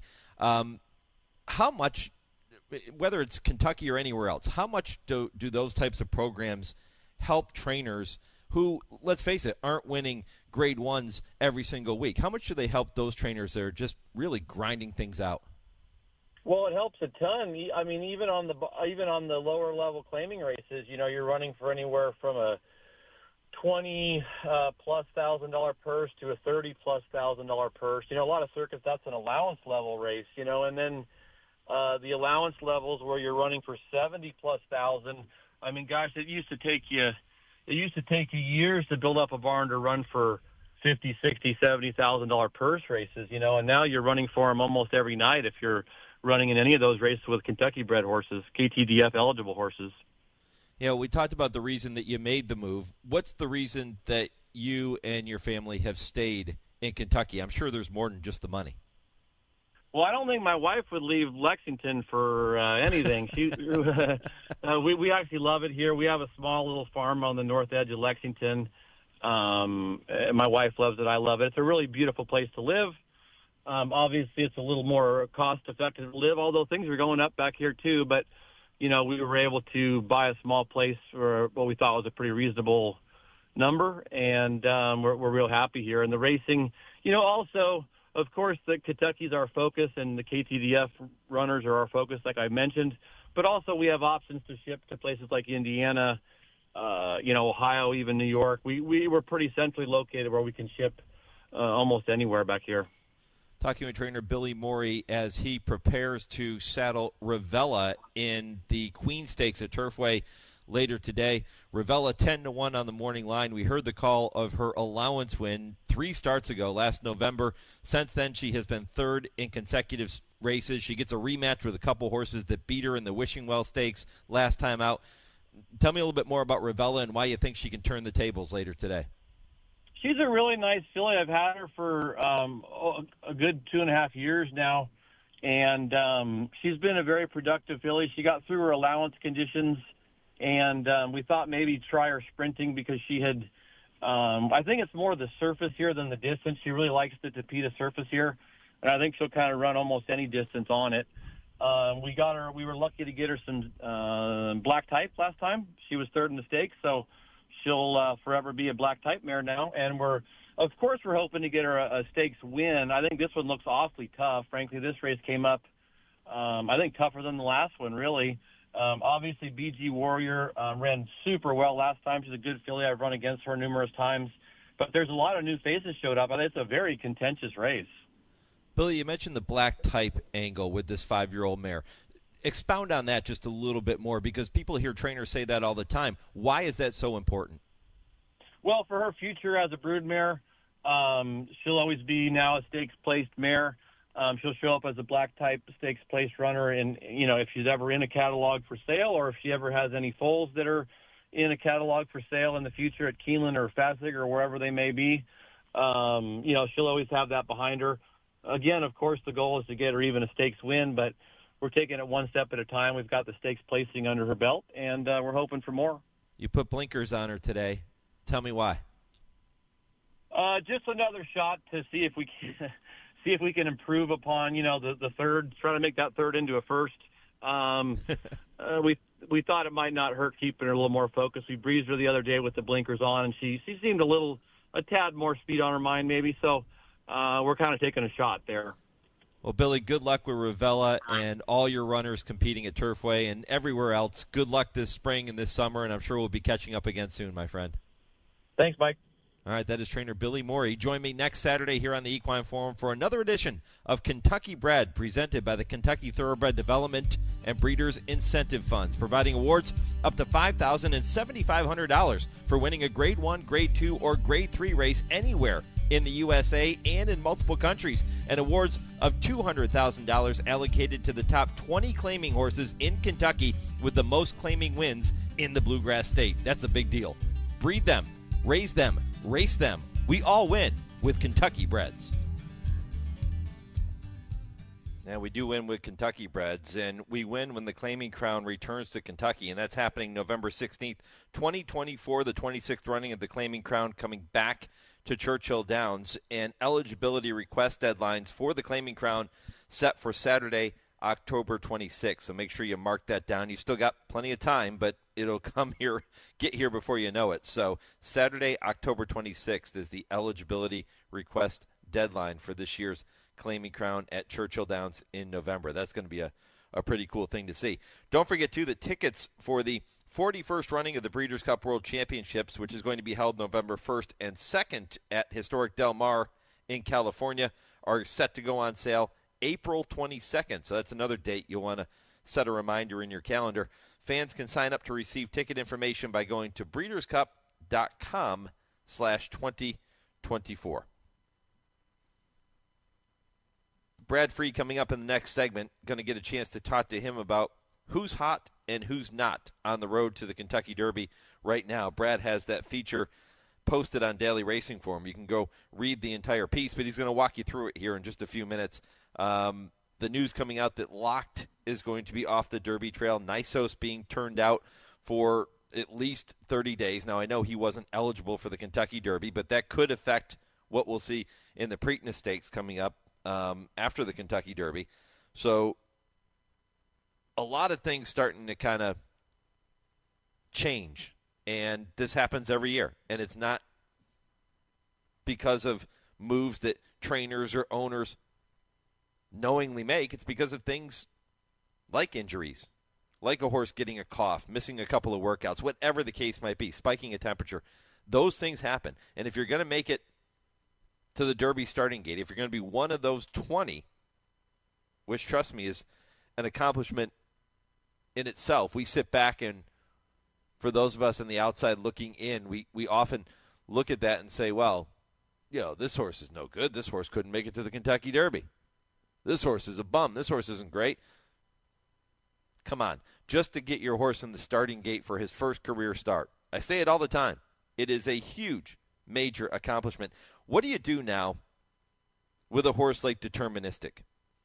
Deterministic has become a bit of a buzz horse after running his record to a perfect 2 for 2 in the Gotham on March 2nd.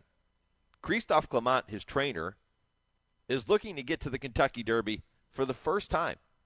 There's a man that's on the Hall of Fame ballot this year. He's never saddled a horse in the Kentucky Derby. He said all week long that options are on the table. Every option is on the table with Deterministic. He's going to train this weekend. And after he works this weekend, they'll make a decision. One of the options on the table for this horse is the possibility of training up to the Kentucky Derby. That's crazy. That's crazy. And if they go that route, I think you can take, and I could be wrong, it's not like I pick the winner of the Derby every year. I think you can take a line and draw it right through deterministic. You'd have a horse with just 2 career starts coming into the Kentucky Derby off of a 9-week layoff. Now, in fairness to Christophe Clement, the next horse I train is going to be my first. And the man has won a lot of big races. That is why he is on the Hall of Fame ballot this year. But trying to get a horse to the Kentucky Derby with just 2 career starts off of a 9-week layoff, that's a tall order. That's asking a lot of deterministic. And that's just one option that is on the table. There are other options. He could go in the Wood Memorial. He could go in the Bluegrass Stakes. There are other spots that we could see deterministic, and I would venture to say that is probably the more likely path. But it all depends on what happens with his workout this weekend.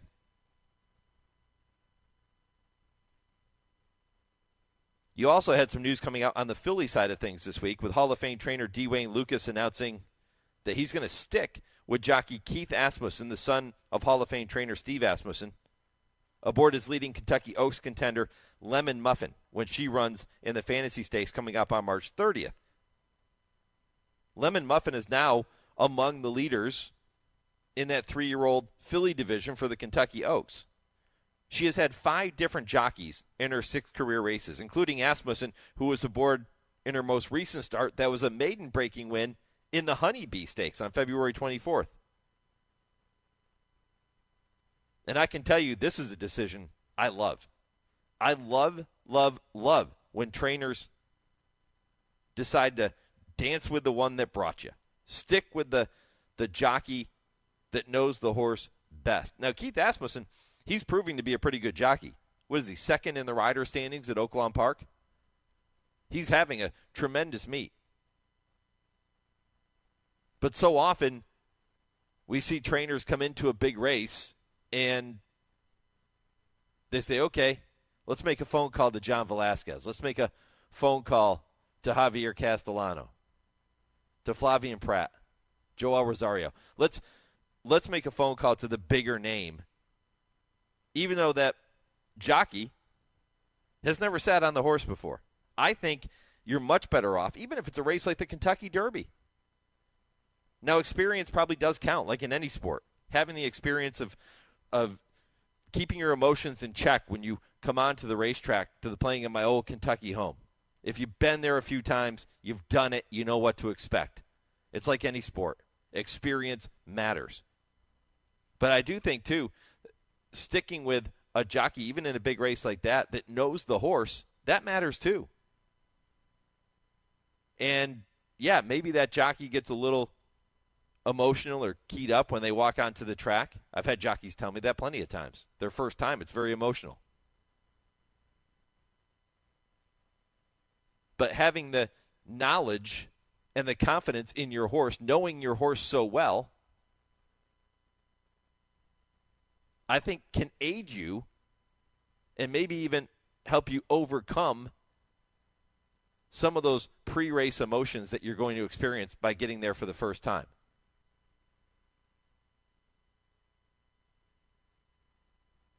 I think that's a big deal, and I love this decision on the part of D. Wayne Lucas to stick with Keith Asmussen aboard Lemon Muffin. We'll see how that plays out in the Fantasy Stakes coming up on March 30th.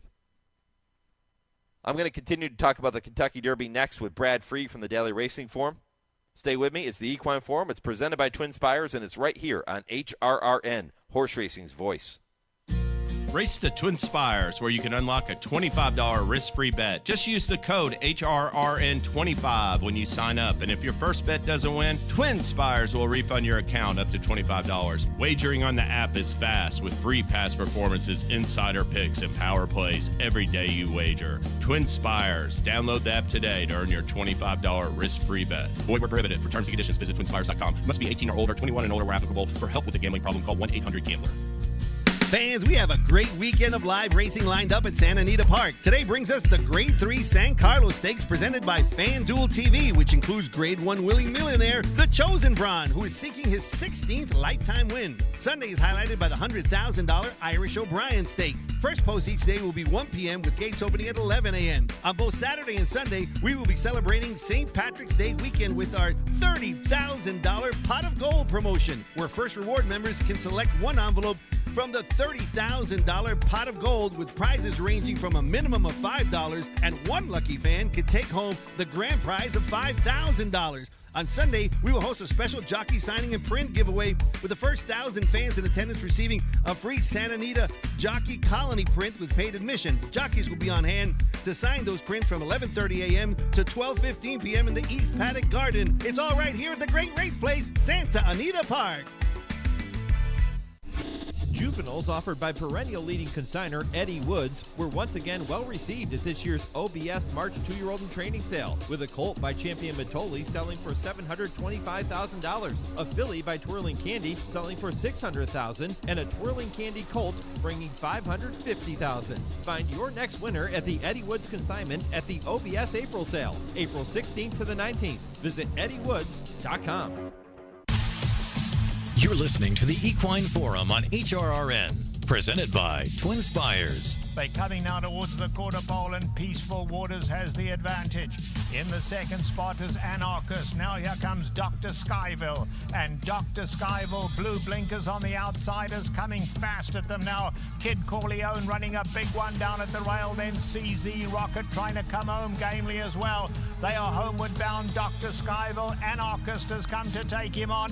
The Chosen Brawn is in there as well with a white cap. Three of them nose and nose to the wire. The Chosen Brawn has won it again. The Chosen Brawn in a head bob there. Then it was Anarchist and Dr. Skyville.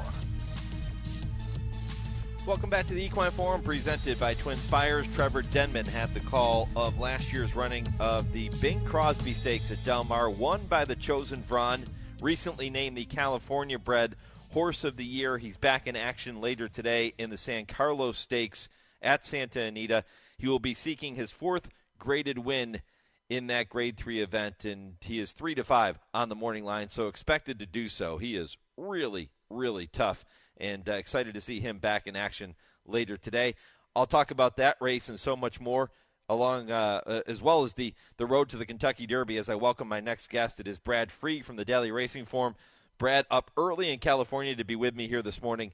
Brad, appreciate the visit as always.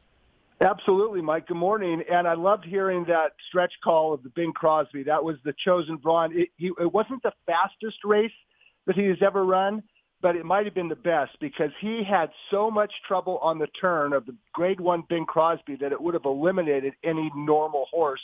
He was able to overcome that adversity and get up and win by a head. And he's just a cool racehorse, the Chosen Brawn. He runs this afternoon in the San Carlos Stakes.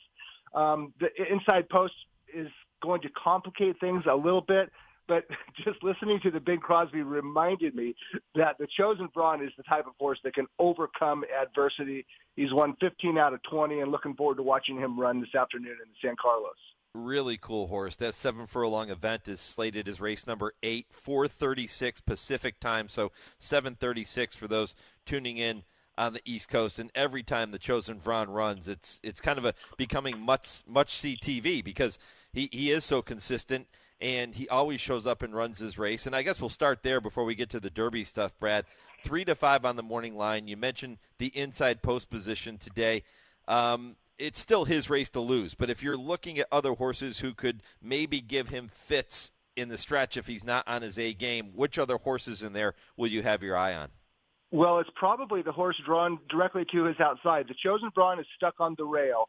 He does have speed, and they've been using it in most of his recent races, but the horse right to his outside, Elwood Blues, who is seeking his fourth consecutive win. He won a maiden race in December, a one other than, and a two other than in January and February. He is sharp, he is quick, he's fast, and he's the horse that's going to give the Chosen Brawn a tussle. I don't know about the stretch, but certainly down the back stretch he will, because Elwood Blues has enough speed to make things difficult on the Chosen Brawn down on the inside. So it's going to be a little bit of a cat and mouse game between those two, the Chosen Brawn and Elwood Blues, after they break from the gate for a crazy horse at a price. And I'm not even sure that he is a confirmed starter. As a couple days ago, Mark Glatt was uncertain whether he was going to run both I'm a Gambler and Ghost of Midnight.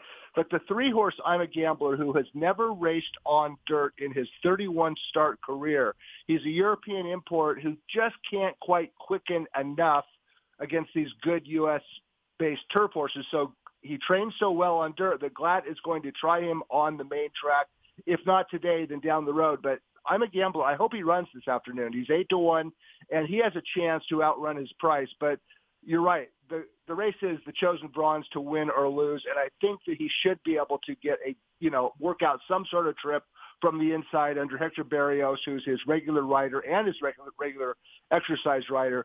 It's his race to win or lose, but Elwood Blues going to make things tough early, and I'm a Gambler for a crazy horse at a price for start on dirt. Well, it's going to be fun to watch later this afternoon. Also going to be fun to watch how things unfold over the next 49 days as we make our way toward the first Saturday in May. And, Brad, every week folks can go to the Daily Racing Forum and they can check out the Derby Watch segment and they can read articles by you and your colleagues. You have a piece that you put out there this week called Who's Hot, Who's Not for March 13th, 2024. So this came out a few days ago. And you walk through some of the 3-year-olds that you think are let's call it the arrow pointing up, and then the other horses who maybe not so much. So walk me through it. Yeah, every week, every Friday, we have a new Derby Watch list, or an updated list, I should say, myself and David Aragona. David Aragona does the prices. He does the early odds for our Derby Watch Top 20.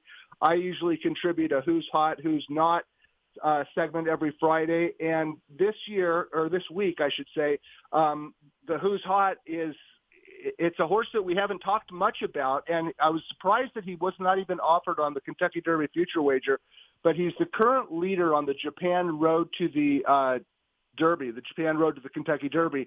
His name is Ramjet, and he's one of the Who's Hot horses we added to the list this week, just because unless the Fukuru Stakes has a big winner who wants to come to Kentucky, it looks like Ramjet is going to be the Japan Road to the Derby points leader, and therefore he gets an automatic berth in the Kentucky Derby field. The only Japanese horse we've been talking about all winter has been Forever Young, but he's in the Middle East and runs in the UAE Derby in a couple weeks. But the Who's Hot section every Friday talked about Ramjet, and also talked about a couple of odds revisions that David Aragona made to the top 2 on the list, Sierra Leone and Timberlake. He knocked Sierra Leone down from 8-1 to 6-1. Timberlake from 10-1 to 8-1. Those are the top 2 horses on Derby Watch. And one of the reasons why those prices dropped is because Locked dropped out. And Locked was entered winter as one of the top, Kentucky Derby candidates. He missed the Sam Davis at Tampa because of a fever. He scratched from the Fountain of Youth when Pletcher did not like how he galloped. And it turns out he has sustained an injury and he's off the trail. So Locke's defection forced the odds to drop on Sierra Leone and Timberlake. It's funny. We've been doing this for now 6 weeks. We started 6 weeks ago. Other than Locked dropping out and Gotham winner Deterministic jumping in, the list has not changed all that much. There has not been a whole lot of turnover with regards to these 3-year-olds. We're still waiting for somebody to run fast other than Mystic Dan, who won the Southwest with a giant number, a 101 buyer. But these 3-year-olds, they're just kind of still finding their way. And this is one of the rare weekends where there are no Derby preps, but there will be the draws today for 2 key preps next weekend, including the Louisiana Derby and the Jeff Ruby Stakes on synthetic at Turfway Park. So I'm looking forward to the draw for those Derby preps later on this afternoon. And as we get closer to the Kentucky Derby, we're going to find out whether these colts can sort themselves out. Out in California, where it's unfortunate, most of the good 3-year-olds are in one barn, and none of those are eligible to run in the Kentucky Derby because Churchill Downs has banned Baffert for another year. So it's kind of been a quiet winter with regards to 3-year-olds in California. The most exciting one, Nisos, trained by Baffert. He's going to miss a month of training with some unspecified setback. He should be back, we hope, this spring because he is an exciting horse. And I've said this many times, there are other races in which a 3-year-old can run other than the Kentucky Derby. There's plenty of good races over the course of the season that do not involve running a mile and a quarter at Churchill Downs on the first Saturday in May. So there's still a lot of questions that need to be answered. We're going to bump up the points system to 100 points to the winner starting next week. So these prep races take on added significance. But every Friday we get to keep you up to date with regards to the top 20 Derby candidates. You know, a word that is thrown about, it seems like every season when we get to this point of the year and we start looking at the NCAA men's basketball tournament, a word that comes up all the time is parity. And it seems like there is a lot of parity with college basketball. It also seems like this 3-year-old crop is loaded with parity. There is nobody that has stepped up and said, I'm the one to beat on the first Saturday in May. And as you said, Brad, we're still waiting for somebody to step up and be that horse, to run quickly and say, you have to catch me if you're going to win the Kentucky Derby. And we haven't seen it yet. A couple of horses that ran solid races last week, Domestic Product and No More Time, they finished 1-2 in the Tampa Bay Derby. You actually have both of those horses, even though Domestic Product won and No More Time was right there. You have them on your list of horses that are not hot at this time. How come? Yeah, I know. And you know, it's because they didn't run fast. It was a very low-rated race. Domestic Product and No More Time, I believe they were the first two choices on the morning line, and I've referred to them as the favorite and second favorite, even though there was no betting in the Tampa Bay Derby. And the reason I said they're not hot is because the Tampa Bay Derby unfolded with a snail-like pace, and the final time for a mile and a 16th, 45-2, generated a buyer speed figure of 82. That's the lowest rated Tampa Bay Derby in 30 years. So Domestic Product, I give him credit. He ran like a colt that wanted to win that race, and he did. He was up by a neck over No More Time, but the race was so slow, an 82 buyer, that it's just difficult at this stage to take either one of these as a legitimate Kentucky Derby contender. Look, Domestic Product is in the race on points, and he will run again. Trainer Chad Brown wants to run him one more time before the Kentucky Derby. I'm glad to see that because I think he needs it. And second, and as for No More Time, he's going to train into the Kentucky Derby, and as of today, he's just not fast enough. I mean, even when you go back to Rich Strike a couple years ago when he won the Derby at odds of 80-1, his career high buyer was 84. Well, No More Time doesn't even reach the 84. His career high buyer is 82. It takes a triple-digit buyer to win the Kentucky Derby, and No More Time is nowhere close to that. I will say this, however. No More Time does have an element that is in relatively short supply with regards to this year's 3-year-olds. He has early speed, and a lot of the 3-year-olds that we have been talking about for the last month and a half are come from behinders, including the current favorite, Sierra Leone, Timberlake, Deterministic. I would imagine he can be forwardly placed coming out of a one-turn race. But No More Time has a front-running style in a division so far that does not have a whole lot of early pace. So I'm hesitant to throw him out completely, but at this stage of the game, with an 82 career high buyer, it just looks like he's going to be up against it on raw ability. I don't think he's fast enough. I'm going to stick with my parallels to the NCAA basketball tournament with this next question. In your feature, Who's Hot, Who's Not, you have a section at the end called On the Bubble, and that's a term we will hear as we move closer to Selection Sunday tomorrow. Which teams are on the bubble to get into the tournament? This is very much the same approach here, and there's a horse in there named Hall of Fame who burst onto the scene with a huge maiden win, didn't show up in his next race, but you regard him as being on the bubble right now. Yeah, because when we started Derby Watch a few weeks ago, he was actually one of our top 20 prospects, and he was actually on the list off a giant maiden victory by, I think it was double digits, and he looked like a horse that was going to go places. Well, he didn't go anywhere in the Risen Star. In fact, he was flat as a pancake. I think he finished 7th. And we dropped him from the list and kind of assumed prematurely, as it turns out, that Steve Asmussen would regroup. Well, he's regrouped all right, and Hall of Fame is headed for a Derby prep for his next start. we're speculating that it might be the Louisiana Derby a week from today. We'll find out when entries are drawn. But Asmussen did not, to my knowledge, offer an alibi for that misfire by Hall of Fame, but he is a good horse based on his maiden win. So we put him on the bubble. It gives us a little bit of a fail-safe. It gives us an out if he does, jump up and win or run well in the Louisiana Derby. So he was off the list a few weeks ago. He's back on the bubble because Asmussen knows that he has a quality colt with a lot of potential. We're going to see him in a Derby prep somewhere. So Hall of Fame is back on the bubble, and we'll find out, if he's a Kentucky Derby horse when he makes his next start. And again, we assume it's the Louisiana Derby, but that's unconfirmed. Brad Free from the Daily Racing Forum here on the Horse Racing Radio Network. You can follow along with his Derby Watch top selections and rankings. You can go to drf.com/Derby Watch to read all the stories and articles and keep up to date with everything happening along the road to Louisville and the first Saturday in May. Brad, really do appreciate the visit here this morning. Enjoy that San Carlos today, and I'm sure we'll catch up again soon, my friend. Sounds good, Mike. Thanks for having me. All right, great stuff, Brad Free. Really well done. And that article, Hall of Fame is a horse that he has him on the bubble, and that's a horse that I think most people have forgotten about. Now, because of his poor showing last time out, obviously Hall of Famer Steve Asmussen has not lost any confidence in him. He feels like, okay, we'll give him another try.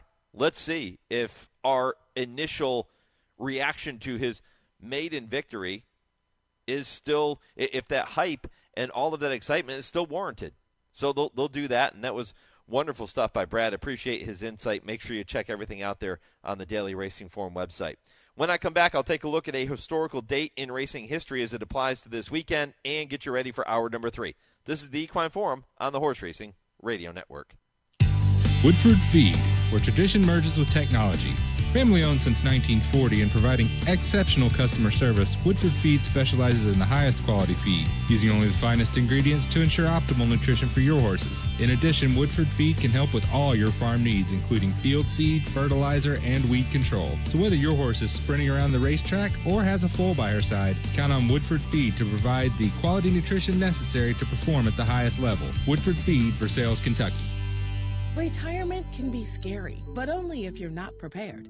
That's why AARP created thisispretirement.org. Because unless you've already retired, you're in pretirement, and you still have time to plan. Learn about retirement savings options, potential tax breaks, and how you can build savings over time. Visit thisispretirement.org for free resources to help you customize your action plan and feel the retirement fear disappear. Brought to you by AARP and the Ad Council. James Brown and Bill Cowher welcoming you back to Dennis Melvin's house. It's time for the Midnight Snack Run. This is one tricky obstacle course. Sticking to healthy habits in this kitchen is going to take focus and determination, but it can be done, JB. He's already entered the snack part of the course, and he's eyeballing a jar of chocolatey candy. That is tempting right off the start. Uh-oh, he's reaching, Bill, but he pushes it away. Great stiff arm. He's approaching a plate of delicious-looking iced cookies. Oh, Dennis, you only want one of those. He blows right by him for the apple. Oh, the fridge. It's make or break time, JB. He stares down some rich-looking treats.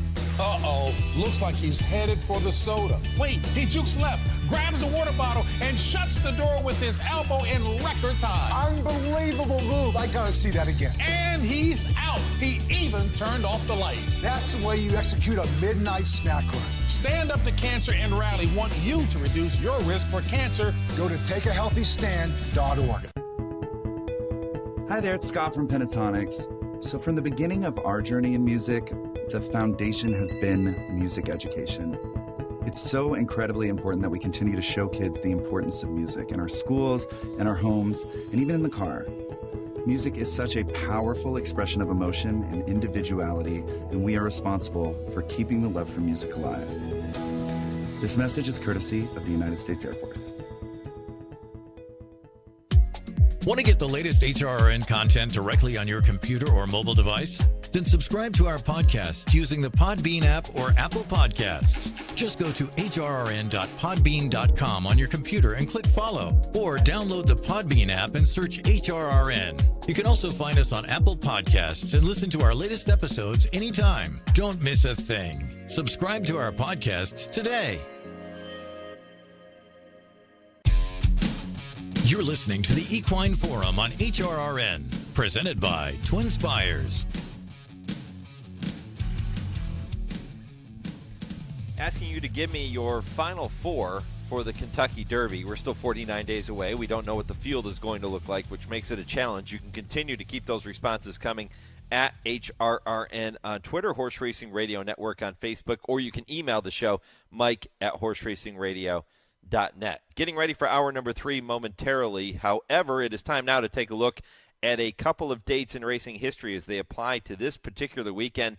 Not a whole lot pertaining to March 16th that I could find, but I did find March 14th, 1987, so a couple of days ago, Thursday, the anniversary of jockey Lafitte Pincay Jr. becoming the first rider in the history of Santa Anita to win 7 races in a single afternoon.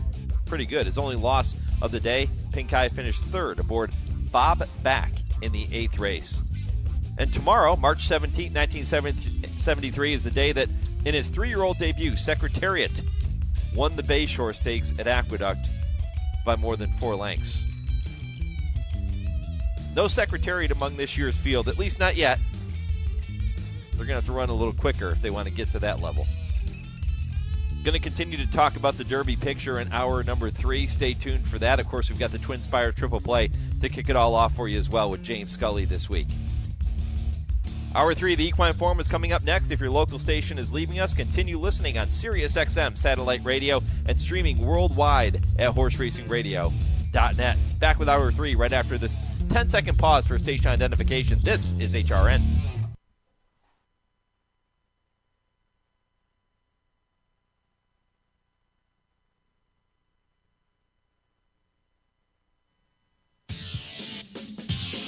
This is HRRN, horse racing's voice. Jody's Pride is kicking away. Carmelina is coming right back to her inside and not done yet.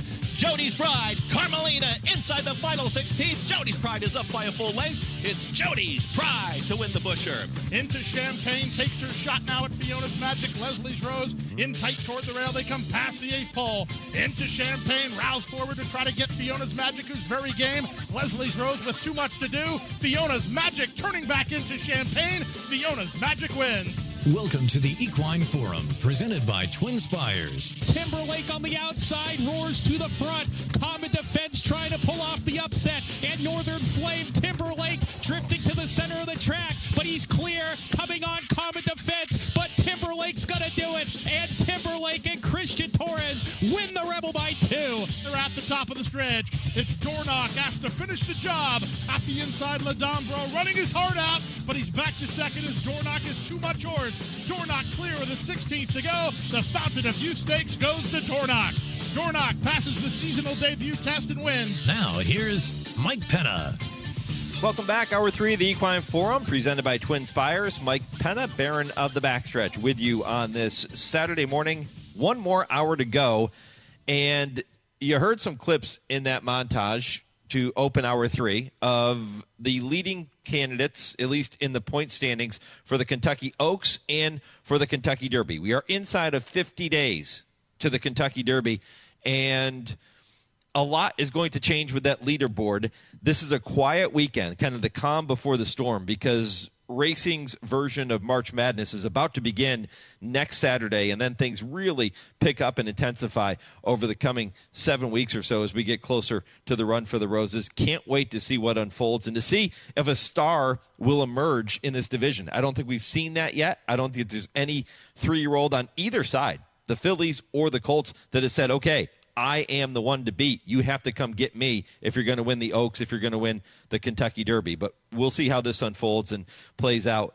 Going to see how things play out with the TwinSpires Triple Play with James Scully momentarily. That will begin hour number 3, as we do every single week. Kurt Becker's Stroll Through Racing History comes your way at 10:20, and at 10:30, Dale Roman's Tim Wilkin will be with me with I Ask, They Answer, and we'll talk about some of the hottest topics. And I'm going to ask Dale and Tim, if you were filling out your Kentucky Derby bracket this morning, who makes your final 4? Meaning, which 4 horses do you expect at this point to see finishing 1, 2, 3, 4 in the Kentucky Derby? And who's your national championship?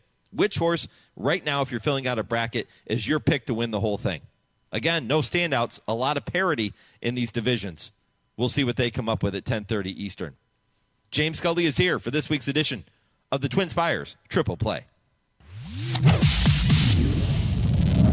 Of course, you can catch James every Thursday with Bobby Newman on the Brisnet.com call-in show and catch him right now with 3 races that you can bet at TwinSpires and make some money, hopefully, this afternoon. James, good morning. Good morning, Mike. Yes, it is. It's a calm before the storm. We get right into the major qualifiers next week, but TwinSpires, we have the Kentucky Derby Future Wager, Pool 5, and the Lone Kentucky Oaks Future Wager. So we have a bankroll builder promotion there. Got lots of other good promos for a multitude of tracks. You know, we have money back. We have 15% like profit boost and much, much more. So check out the offers page at twinspires.com. Make sure you opt in. And, yeah, this week I'm going to focus on 3 races at 3 different tracks, and I'm going to start right away with Oaklawn Park today. Race number 5 is a allowance race. It's a non-win. There's 2 other than at 6 furlongs for fillies and mares, and it marks the return of number 5 Taxed. Now, this filly won the mile and 1/8 Black-Eyed Susan last year. She's never run at a distance less than a mile. And Randy Morris, even her trainer, said, you know, he planned to run her in the Azeri earlier this year. He couldn't get her back in time. So he's just using this race as a tightener. But Tax is the 5-2 morning line favorite. She could be shorter at post time. She will take money. I think number 1, Backyard Money, will take money, and number 10, Palace Inn, or number 9, Palace Inn, could take some money. But I like number 2, American Rocket. And this is a filly that is a half-sister to Frank's Rocket, who was a dynamite sprinter for Frank Fletcher Racing and Belmont the last few years. And American Rocket ran at 2 back in 2022, ran in 3 consecutive stakes race. And then, Mike, she was off for more than a year, off about 15 months. And she returned in mid-February in an allowance race at Gulfstream Park. It was a solid allowance field, you know, maybe not the deepest that they have, but it was still, like I said, solid competition. What I liked about her was she broke from that inside post, and in her first 3 races, she did not get away well. And even though it says start 6, she was much closer getting out of the gate. Now, she dropped back from the rail and went around rivals in the stretch, but I thought that I loved how she came back. I thought she won with authority late in a performance where, you know, she can really keep building upon. I think she'll have much more to offer the second time out today. And, you know, it's a situation where number 1, Backyard Money, and number 9, Palace Inn, I think are going to keep each other company on the front end. And American Rocket is going to be able to sit just off the speed and mid-pack. She'll clearly get first run on Tax and other late runners. And I look for her to prove best in race number 5, the 2-horse, 3-1 American Rocket. That race concludes a pick 4, a pick 5. It even starts a pick 4 sequence. And along with hopefully getting a decent win price, I'll be looking to key her in multi-race bets, Mike. It's really intriguing when you go back through her past performances. And you see that when she broke her maiden at Saratoga in 2022, they put her right in the Grade 1 Spinaway, weren't discouraged after she finished 4th that day, came back in the Grade 1 Frisette, then the Grade 2 Goldenrod. I mean, they have always thought that this filly was going to be a high-caliber filly, so no surprise that she would return with that winning effort and that you would have her circled in this spot here today. She's always been very highly regarded. Yeah, absolutely. And, you know, the Frank Fletcher Jr. and the whole racing operation, they're based in Arkansas. They love to win races at Oaklawn Park. And, you know, Bill Mott's shipping her in to win, and he's also shipping in Rocket Can later in the day. It's his first race since the Derby last year. And he wouldn't be shipping those horses to Oaklawn if he didn't think they were had a good chance of winning. Number 2, American Rocket at 3-1 on the morning line is James' top pick in race number 5 at Oaklawn. The second leg you've selected comes from Gulfstream Park. It is race number 12. That's a mile and a 16th on the turf, and this one is for the older males. Should be an interesting race. Post time 6:36 Eastern. I think there's a few different ways you can go in here. How did you see this one? Well, I think, there's certainly some contenders in here that have got some recency to them. Now, some of them, there was several of these are coming out of a race on February 15th where it looked like nobody wanted to win to me in the stretch. It was a 5-horse photo. And, I'm a little bit dubious of, some of these performers that have been performing, this winter there. Number 6, Saint in the City. Comes back in this race for Bill Mott. And this is he's been gelded in preparation for his 4-year-old season because just probably, was his own worst enemy in a sense when he did run early last year. He is a half brother to multiple turf stakes winner and grade 1 runner-up, A Lot. And in his first 2 races, he ran against Blazing Sevens, Saint in the City did, and Carl Speckler, who Blazing Sevens grade 1 winner. Carl Speckler, really classy turf horse. Even in his last race last year, he ran against Nate the Great, who's a real promising horse. But what about those races, though? Something went wrong when he broke poorly in his last start from the rail, and he just basically spit the bit. So I'm going to draw a line through that. I like the tactical speed he showed in his first effort to start on the turf, 2 starts back against Carl Speckler. I love how this now 4-year-old gelding is training in preparation. And I just think that getting away from an inside post is going to also benefit Saint in the City big time. He broke from post 3 in that debut on dirt, but in those last 2 10-horse fields, he's broken from the rail. And I think, has not had the cleanest trip in either one of those. So I'm going to look for him to be fresh, show speed off of these fast works he's got in preparation for this race, be forwardly placed with Junior Alvarado, and really come back running because, I like I said, I was a fan of him off of that effort against Carl Speckler. Like I said, something went wrong in his next start, but I'm looking for him to come back and be a runner in the turf race for Bill Mott. So I'm going to tab him at 8-1 in race number 12 today, Gulfstream. Number 6, Saint in the City. Do you think there's a chance that we get an even bigger price than 8-1 because people will look at that form and say, 7th, 3rd beaten almost 10 lengths, 8th beaten 8 legs. Maybe he even drifts up a little higher? Yeah, I really do. And it's also a situation where, there's just not much speed in there. I hope he breaks running and takes it right to him because I think, that second outing, he got 96 and 100 Brisnet E1 and E2 pace ratings. Like I said, he showed real good tactical speed in there.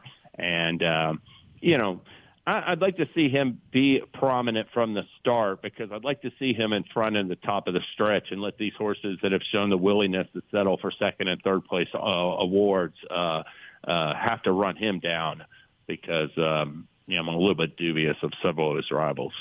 Well, I don't know what you're going to come up with in this 3rd leg. That is the 5th race at Turfway. Bill Mott does not have a horse entered in this 6.5 furlong sprint for maidens. So I don't know who you're going with here, but it won't be Bill Mott. I can promise you that. That is for sure. And this race number 5, I like a first-time starter. I think the horses with experience really leave something to be desired. Number 10, Accidents, the morning line favorite. He's 0 for 25 with 15 unplaced efforts. And I thought Paved in Gold really caught a soft field. I went back and looked at that race, and those horses in there I don't think were very good. The one, Lose Legacy, just sort of dismal, getting beat double-digit lengths in his last 3 races. I like number 4, Tappett's Tail, making his career debut. 4-year-old Gray Colt by Tappett.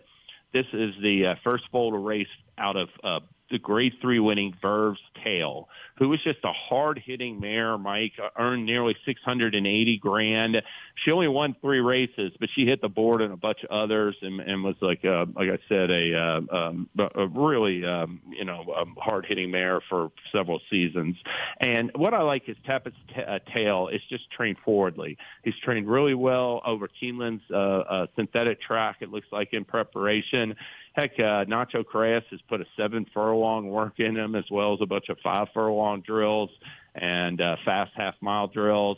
And, while Nacho Correas doesn't win at a high rate first time out, Mike, this isn't your typical first-time starter. This is a 4-year-old that, I think is going to have enough works under him and preparation to come out running at first asking. And, he's 10-1 on the morning line. I'm not sure if he'll get that price with Declan Cannon, but I'm expecting to hopefully get some decent value at number 4, Tap Its Tail in race 5 tonight at Turfway. Mm-hmm. Yeah, he looks like a live horse in there when you look at what he's been doing in the morning, firing some bullets. And then you mentioned that 7 Furlong Breeze. I think that is a stamina builder too. And when you look at the competition, as you said, maybe not the strongest field that he's going to debut against. And we'll see if Tap Its Tail can get the victory at 10-1 or somewhere in that range. But either way, let's see if we can get him to the wire first. James, let me recap before I let you go. Race 5 at Oaklawn, you're going to kick things off with number 2, American Rocket, who is 3-1 on the morning line. Race 12 at Gulfstream, you'll go with number 6, Saint in the City at 8-1. And race 5 at Turfway, number 4, Tap Its Tail at odds of 10-1. And I will remind folks again, when they go to TwinSpires, there is no specific TwinSpires triple play wager, but each week we give you 3 races you can play any way you like as long as you're doing it at TwinSpires. And, James, I'm excited to see how these play out, my friend. Yes, I am too. Going to try to build up the bankroll a little bit this weekend before really get excited for that Fairgrounds Louisiana Derby card and Jeff Ruby Stakes at Turfway next weekend. Yeah, how great is that going to be? Should be fantastic, right? Yeah, I mean, they got 30. I saw where the racing guy, Kevin Kirsten, said more than 37 horses looking at it. That was wow. So they're 100% expecting like a full field. There's a lot of horses that are aiming to run in that Jeff Ruby. James, appreciate it, my man. Go get it done. Good luck at the windows this weekend. Thanks so much, Mike. All the best to you and everybody listening. All right, that is James Scully with this week's TwinSpires Triple Play. Coming up next, Kurt Becker takes you on his weekly Stroll Through Racing History, a really fantastic story about Go and Go. Stay tuned for that. Dale and Tim still to come at 10:30 Eastern with I Ask, They Answer. This is the Equine Forum, presented by TwinSpires on HRRN. Race the TwinSpires, where you can unlock a $25 risk-free bet. Just use the code HRRN25 when you sign up. And if your first bet doesn't win, TwinSpires will refund your account up to $25. Wagering on the app is fast with free past performances, insider picks, and power plays every day you wager. TwinSpires. Download the app today to earn your $25 risk-free bet. Void where prohibited. For terms and conditions, visit TwinSpires.com. Must be 18 or older, 21 and older where applicable. For help with a gambling problem, call 1-800-GAMBLER. Airdrie Stud is proud to announce the arrival of Grade 1 winning millionaire Happy Saver for the 2023 season. Happy Saver boasts one of the most important female families of the century, as his third dam is Broodmare of the Year Weekend Surprise, dam of the legendary AP Indy. Undefeated in his first 5 starts, Happy Saver capped off his perfect 4-for-4 season with an emphatic victory in the historic Grade 1 Jockey Club Gold Cup. And Happy Saver stays undefeated. He steps up and he wins the Grade 1 Jockey Club Gold Cup. Airdrie Studs, Happy Saver. Think about it. There's a corner of Kentucky in Bourbon County, which some refer to as the Promised Land. There's something in the soil and water that make it something special. So special that some of the world's greatest horsemen have staked their claim in the soil just outside of Paris. Iconic names such as Claiborne, Coolmore, Stone, and Darley grace the fence lines which have housed champions for generations. The name Alapa shines as a tribute to the Gilded Age, sharing the stature and grandeur of its neighbors. Born from the wealth, passion, and imagination of Edward Sims, no expense was spared to fulfill his vision. Sims was in the same league as John Madden and Arthur D. Hancock Sr. as a commercial breeder. The torch has been passed. Welcome to Hill and Dale at Alapa. It's time now to shine the spotlight on the Darley Taking the Reins Performer of the Week. Star Fortress on the outside. Aspen Grove going to look for a seam down toward the fence. Fluffy Socks trying to level off down the far outside. 16th pole, Sparkle Blue still with something left after those slow fractions. Aspen Grove, Fluffy Socks down the outside. Sparkle Blue still just in front. Sparkle Blue going to win the Hillsborough Stakes. Sparkle Blue, the daughter of Darley stallion Hard Spun, scored in the Grade 2 Hillsborough Stakes on Saturday. That winning effort makes her your Darley Taking the Reins Performer of the Week. Darley Stallion Hard Spun. An earlier Grade 1 performer and Grade 3 winner, Sparkle Blue was among Hard Spun's 26 black-type performers last year. No stallion under $65,000 had more. Hard Spun stands, value priced at just $35,000. Learn more about Hard Spun and all the Darley Stallions by visiting darleyamerica.com. You're listening to the Equine Forum on HRRN, presented by TwinSpires. Hello, I'm Kurt Becker. Thanks for joining me as I take another stroll through racing history presented by Keeneland. Since it is St. Patrick's weekend, we have decided to pay tribute to an Irish-bred winner of an American Classic. In fact, he was Irish-owned, Irish-trained, and had an Irish champion jockey. His name was Go and Go. Foaled on March 2nd, 1987 at Walter Hefner's Moyglaire stud, a farm so named because it sits near the village of Moyglaire, northwest of Dublin, Go and Go was a chestnut colt that Hefner described as 200% Moyglaire. The reason? Moyglaire had bred not only Go and Go, but also his sire, Be My Guest, and his Damn Irish Edition. Go and Go entered the world just 1 mile down the road from where a colt named Cavan was foaled some 32 years earlier at Owenstown Stud. Cavan would cross the Atlantic to win the Belmont Stakes in 1958, and Go and Go's connections had visions of him doing something similar. That is not to suggest that this was the plan for Go and Go from the outset. Instead, this was a plan which first took shape not against the European backdrop of the Curragh or Epsom Downs, but instead it was an idea which originated on a rainy weekend in Maryland. True to its name, the International Turf Festival at Laurel Race Course in October of 1989 had lured in a number of European racehorses across the Atlantic for its rich lineup of a half-dozen stakes races. And that group of horses included Go and Go, whose connections had shipped him to Maryland for the Grade 2 Laurel Futurity. But there was a problem. Rain had fallen during the week and had left the turf course soft. As a result, the Laurel Futurity was moved to the dirt, a surface on which Go and Go had never set foot in his life. Trainer Dermot Weld said at the time, "We did not come all this way to scratch, we came to race." And so Go and Go went to the post at odds of 22-1 and faced a field which included local superstar Robin Dancer, winner of 5 of his 7 starts and the 3-2 favorite. And those two colts would kick 10 lengths clear of the field down the stretch and battle to the wire that day in a photo finish. And the winner, by a head, was Go and Go. His connections obviously now knew that Go and Go could run on dirt, and really it came as no surprise. The colt's grandsire was Northern Dancer, winner of 2 legs of the American Triple Crown, while his maternal pedigree was full of accomplished dirt runners in the U.S. Not even an off-the-board finish in the Breeders' Cup Juvenile could discourage Weld or the folks at Moyglaire Stud, who shipped Go and Go back home to Ireland at the end of 1989 for a rest.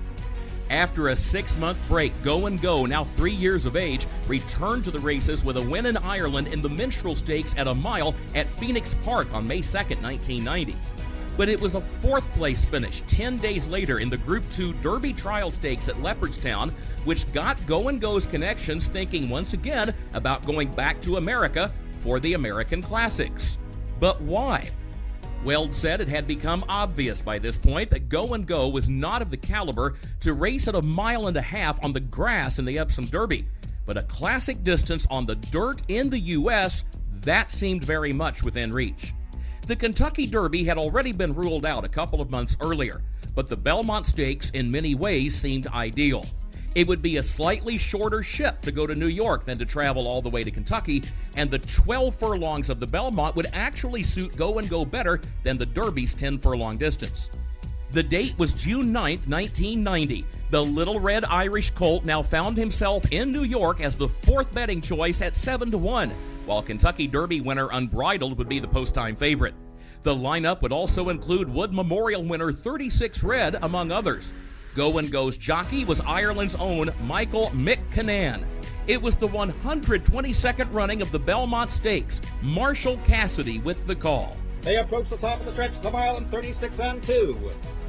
36 Red on the outside of Baron DeVoe. Those two enter the stretch together, but 36 Red again gets the lead. 36 Red leads by a half. Coming on the outside, Go and Go. Go and Go on the outside of 36 Red. They're at the 8th pole together. Go and Go gets the lead. 36 Red on the rail second. Baron DeVoe is third. Then Yonder and Unbridled past 16th pole. And Go wins the Belmont. With the 7th fastest running in the history of the race, a mile and a half in 2 minutes 27 and 1/5 seconds, Go and Go had won the Belmont Stakes and had done so by a margin of more than 8 lengths. And he had become the 8th foreign-bred horse to win the Belmont and the first since Celtic Ash in 1960. Go and Go would win just once more in his career, an allowance race at Del Mar in the summer of 1991, before his retirement from racing at the end of his 4-year-old season. He would then enter the stallion ranks at Waldorf Farm in North Chatham, New York, near Albany. He would remain there and enjoy moderate success as a sire until his passing in the year 2000 at the age of 13 following injuries sustained in a paddock accident.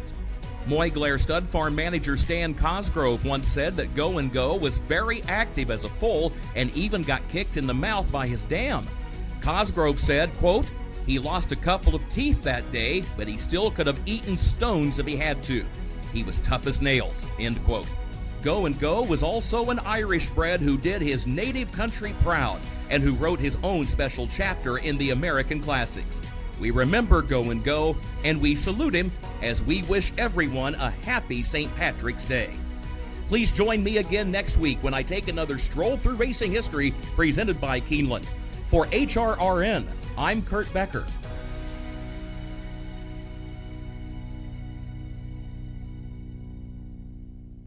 And once again, my thanks to Kurt and to Keeneland for making those segments possible each and every week. If you have missed any of Kurt's Stroll Through Racing History segments, all you have to do is head back over to our website, horseracingradio.net. You can check out the special podcast page dedicated to those stories and listen to every single one. There have been some amazing ones. Go back and listen at horseracingradio.net. When I come back, Del Romans, Tim Wilkin, they will be here. It is this week's edition of I Ask, They Answer. This is the Equine Forum, presented by TwinSpires on HRRN. This is HRRN, horse racing's voice. Race the TwinSpires, where you can unlock a $25 risk-free bet. Just use the code HRRN25 when you sign up. And if your first bet doesn't win, TwinSpires will refund your account up to $25. Wagering on the app is fast with free past performances, insider picks, and power plays every day you wager. TwinSpires. Download the app today to earn your $25 risk-free bet. Void where prohibited. For terms and conditions, visit TwinSpires.com. Must be 18 or older, 21 and older where applicable. For help with a gambling problem, call 1-800-GAMBLER. Juveniles offered by perennial leading consignor Eddie Woods were once again well received at this year's OBS March 2-year-old and training sale, with a colt by Champion Matoli selling for $725,000, a filly by Twirling Candy selling for $600,000, and a Twirling Candy colt bringing $550,000. Find your next winner at the Eddie Woods consignment at the OBS April sale, April 16th to the 19th. Visit eddywoods.com. Deep in the heart of horse country, from these Kentucky hills has sprung a legacy rivaled by few.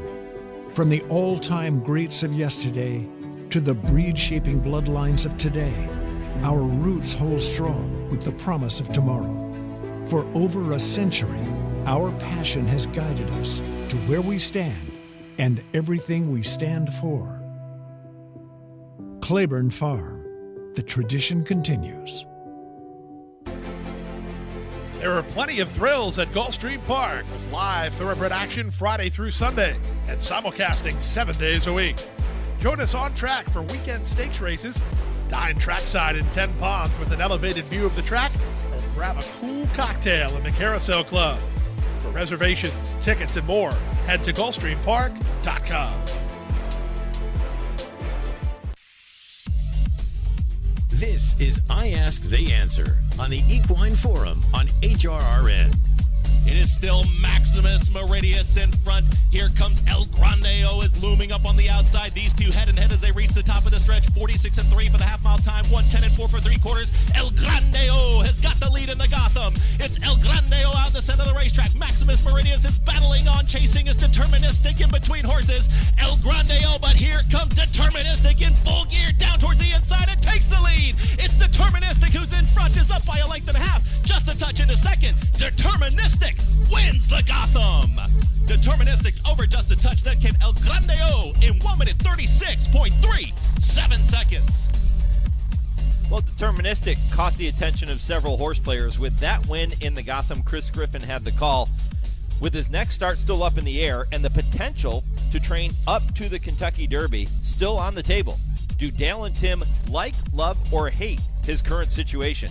Plus, would our industry be better off galloping rather than breezing young horses before a 2-year-old in training sale? And we're going to find out if Dale and Tim are filling out their Kentucky Derby brackets here this morning. They're going to tell you which contenders they have in their Derby Final Four and who will be their national champion. All of those topics and much, much more are straight ahead on this week's edition of I Ask, They Answer with trainer Dale Romans and turf rider Tim Wilkin, and all presented by the University of Louisville Equine Industry Program in the College of Business, and all starting just 30 seconds from right now. Learn the business of horses in the world's only accredited equine business program, the University of Louisville Equine Business Program. The University of Louisville has a legacy of excellence educating and developing industry leaders for over 35 years. Classes are taught by industry experts in state-of-the-art facilities located in the heartland of America's equine industry. The University of Louisville Equine Business Program. When it comes to horses, we mean business. For more information, visit business.louisville.edu/equine. Okay, guys, we're going to start with a few rounds of like it, love it, or hate it. We played this game before. You get to tell me if you like, love, or hate the statement that I will make. There are 3 of them. We begin with this one. The OBS March 2-year-old sale concluded this past week. 8 of the top 10 highest prices breezed in 10 flat or under during the Under Tax Show. Do you like, love, or hate seeing young horses breeze that quickly at this point in their career? Dale, what do you think? Well, I hate it. And it's not just that they breeze that fast. It's the work they have to do to be able to breeze that fast. What they've done in the month before, the 2 months before, to have to crank them down. And I think you could separate the horses on how they move and how they look on the racetrack. It's just as easy as they didn't go as fast, but that's what the world's become. I've always asked them to take the poles out where there's nobody can time anything. And you don't have to worry about fifths of a second making hundreds of $1,000s worth of difference. Let them go down through there, no poles, no timing, and just see how they move. And I think that you'd still get a lot of top horses. You get more top horses. You wouldn't have to crank on them near as much going up to the sale. And then it's not just the fact that they go in 10 flat or 9 and 4. It's that they go out around the turn and 20 change and on in 33 3/8 are going. So they're actually going 3/8 of a mile this early in their career. It's a little too much. How does that affect their legs, Dale? I've always heard that, the joints aren't fully developed when they're that young. Is that true? Yeah, I think it's true. I mean, you'll see a lot of injuries come out of there, and you'll see a lot of horses that are scratched for chips or different problems afterwards. And they just can't be good on a train that hard going up to the work. And, I mean, if you had a horse that you're not running through a 2-year-old sale, there's nobody in this country or in the world that's breezing a young horse that fast this time of year if they aren't prepping for the 2-year-old sale. Yeah. I mean, they're lucky to be going quarters in 25 at this stage. Yeah, I want to correct something I said in that question too, Dale. I said 8 out of the top 10. It was actually 7 out of the top 10 because you did have one horse among the top 10, actually the 4th highest price of the entire sale, that galloped instead of breezed, and that was a son of Tappet, purchased by your good friend and our good friend Terry Finley of West Point Thoroughbreds and Partners, sold for $1.2 million. So you can get a horse to bring a big number even if they don't breeze. You're comparing them against each other all the time anyway. So let's compare how they move, their gait, and how they act on the racetrack, and not how fast they are for 1/8 of a mile. There aren't many 1/8 of a mile races out there. Now, there's some of them come out of there and do great, but how many of them fall to the wayside because they tried to be the one that came out of there and did great? Timmy, what do you think? I hate it too. When these young horses, and when they're 2-year-olds, they're called babies. That tells me they're not fully developed, and they are not supposed to be doing this quickly. And I mean, you liken it to a sixth grader training for the Olympics. I mean, it's not time for them to do that yet. And look back at, remember the Green Monkey? I mean, he was supposed to be the world's fastest horse, and whatever happened to him after what, he never proved to be anything.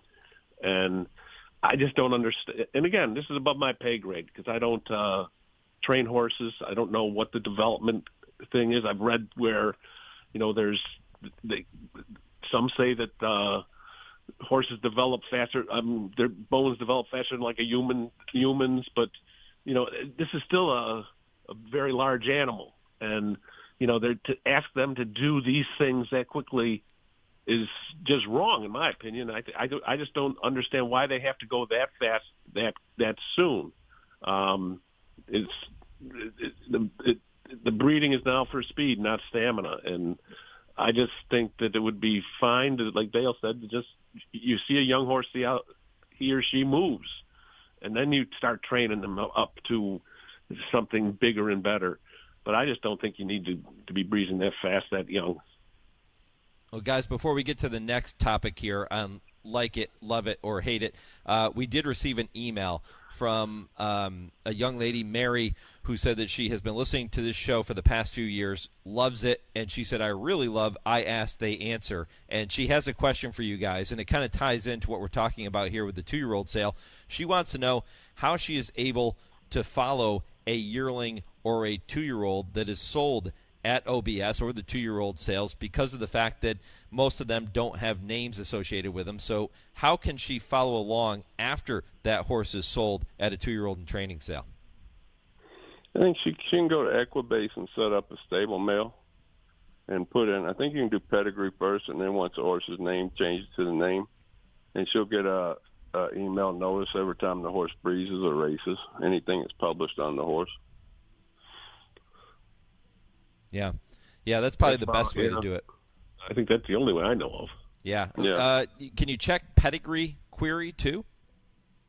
And look on that website? I'm sure you can keep check on the pedigree if you want to keep logging in and see what the offspring's doing and what they. But I think you can do stable mail with pedigree. I could be wrong, but I think that would be the easiest way because then you will receive a notification every time. Mm-hmm. If you can't, let's tell Equibase to get on that.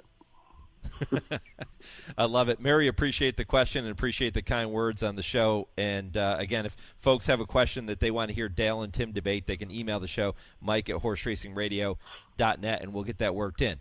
All right, moving on. Number 2 here. Hall of Fame trainer D. Wayne Lucas announced this week that he is sticking with jockey Keith Asmussen aboard his leading Kentucky Oaks contender, Lemon Muffin, when she runs in the Fantasy Stakes on March 30th. Now, Lemon Muffin has had 5 different jockeys in her 6 career races, including Asmussen, who was aboard for her maiden-breaking win in the Honeybee on February 24th. Timmy, do you like, love, or hate this decision? I love it. I mean, I think it's great that Wayne's sticking with Keith Asmussen in this spot. He won the Honeybee for him at 28-1, and that was the second time that Keith has ridden the horse. He was also on her when she was second in one of her many seconds in her maiden career on New Year's Eve. And Wayne is showing some loyalty here, and there's a little bit of history that goes with that because way back when Wayne was training quarter horses, one of the riders he had was a guy named Keith Asmussen, who happens to be Keith Asmussen, the jockey now, his grandfather. So I just think it's great. This was young Keith's first graded stakes win. He's 25 years old. He's in the top. I think he's third in the Oak Lawn Park riding standings. He's come a long way in a short time, and it's great that Wayne's given him an opportunity to be on a quality animal like this. So I applaud that. No, you got to love it. And Keith's becoming a really good rider. His game is really up. I think he started really improving at Churchill in November, which would have been the end of his bug. Remember, he never had a bug. He's been too heavy to reduce down enough to where he would take the weight allowance. And he's really gotten into a groove. And Steve and I were talking in November what a good meet he was going to have at Oakland. He had seen him turn the corner too, and had some good live horses to ride, and it's come to fruition. But with that being said, I would love it if Wayne rode the exercise boy. I'm never gonna question Wayne Lucas. I love when trainers stick with a jockey. They don't go looking for a bigger name jockey, right? When they come to a big race, I love when they stick with the jockey that knows the horse and has been riding the horse. I think this is a wonderful move. I love it too, guys. Let's stick with the 3-year-olds here, but move on to the 3-year-old boys. Deterministic has become a bit of a buzz horse after running his record to a perfect 2-for-2 with his win in the Gotham on March 2nd. His trainer, Christophe Clement, has never saddled a horse in the Derby and said this week all options are still on the table, including the possibility of training up to the Kentucky Derby. Do you like, love, or hate the uncertainty surrounding his next start? And do you like, love, or hate the idea of running in the Derby off a 9-week layoff with a horse that would have just 2 career starts? Dale, what do you think? I like the flexibility of being able to run in a prep anywhere in the country that you would decide would be the best spot and where you could pick up more points. I don't like at all the idea of trying to run straight off your – whether it's the 9 weeks isn't the biggest deal, in my opinion. It's only running twice in your life. I mean, that's probably a European thinking and European style, and Christophe, if he decides to do it, maybe he can do it. But you're fighting a lot of history when you try to go into the Kentucky Derby for your 3rd start of your life. So hopefully he finds a spot to run. And there's plenty out there before the Derby, and gets at least one more race under his belt. I think that, as far as love-hate or like, Christophe obviously knows his horse. He's never been to the Derby. Christophe hasn't. I mean, this is, if he were to train up to this race, he'd be going into the Derby. That'd be his first time around 2 turns. And again, history is against it from, with just 2 starts. Since 1937, 5 horses with 2 starts ran the Kentucky Derby. The most recent being the highly hyped Taba a few years ago, and he was 12th. If he makes one more start, then it would probably be either the Florida Derby, the Wood, or the Bluegrass, you would think. You would think that with 3 starts, Mage had 3 starts last year, and he won the Derby. So I think that Christophe probably will have another race for him. And Deterministic has shown that he's got some talent. I think that he if he were to run in one of those final major preps, he's going to be a major player in Louisville. And I think that's what's going to happen. I don't think he's going to train up to it, but that's just my 10 cents looking in at it. But I think he'll get another start. Who hyped Taba the most? I don't know. Who did? Did he get you any points when he was on your team? You know what? Taba was an underachiever. I don't think he got me any points. I don't even think he raced for me. He was on your roster, though. I don't think he ever made a start, Timmy. No, he didn't. And, Dale, I want to thank you for pointing that out to me. You're the one that brought him up. I brought him up, but not for my being on the – that was from a historical perspective. Right. Adding context to the conversation. I appreciate that, Timmy. Good stuff. All right, let's move on. We have to get to right or wrong, and that means it is the time of the show where we say hello to our good friend Nick Zito, and Dale and Tim get to tell me if the following statement is right or wrong. Yeah, right or wrong. Am I right? What do you think? Right or wrong? All right, let's find out. We'll start with trainer Danny Gargan, who joined me on this show last Saturday morning. He discussed his Fountain of Youth winner, Dornoch. Here's what he had to say about his performance in the Fountain of Youth. Well, I mean, everybody's, he didn't run slow. He ran a 9 1/4 on the sheet. There's other preps that were slower, and I'm not worried at all about getting enough out of the race because he ran 1 mile and 16. He did it easy, did it in control. He only had 5 works going into the race, which was probably, I'd say, no one's won a Derby prep with less preparation just because we're just trying to keep him sound and healthy, and he's so talented you don't have to overtrain him to get to the race. Going forward, I think we're in a good spot. We have a big, strong colt that's doing good at the time. All right, guys, we all watched the race. After seeing the way that race unfolded, is Danny right or wrong in his defense of his Derby hopeful? What do you think? Right or wrong? Tim, what do you think? I think he's right. You know, he was in a damned if you do, damned if you don't kind of situation. He was in a no-win situation there. He was supposed to win that race. He did. And it was, you know, that race was, you know, it fell apart with all the scratches. Yeah, it wasn't a visually impressive race, but it was a race that he won. A full brother to Mage. I think, let's see what happens with his next start. Then I think you can have more scrutiny on him if he doesn't perform big. So for right now, yeah, I think Danny's okay. Yeah, Danny's just fine. He can't pick who he's running against.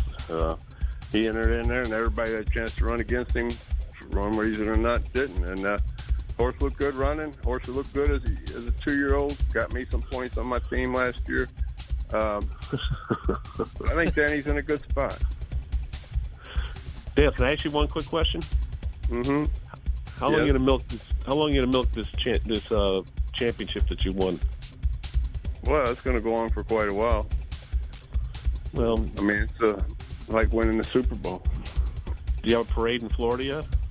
It was one of the highlights of last year for me. That's pretty sad, Dale. We I need know, to make some better is. highlights. I thought it was kind of sad when I said it.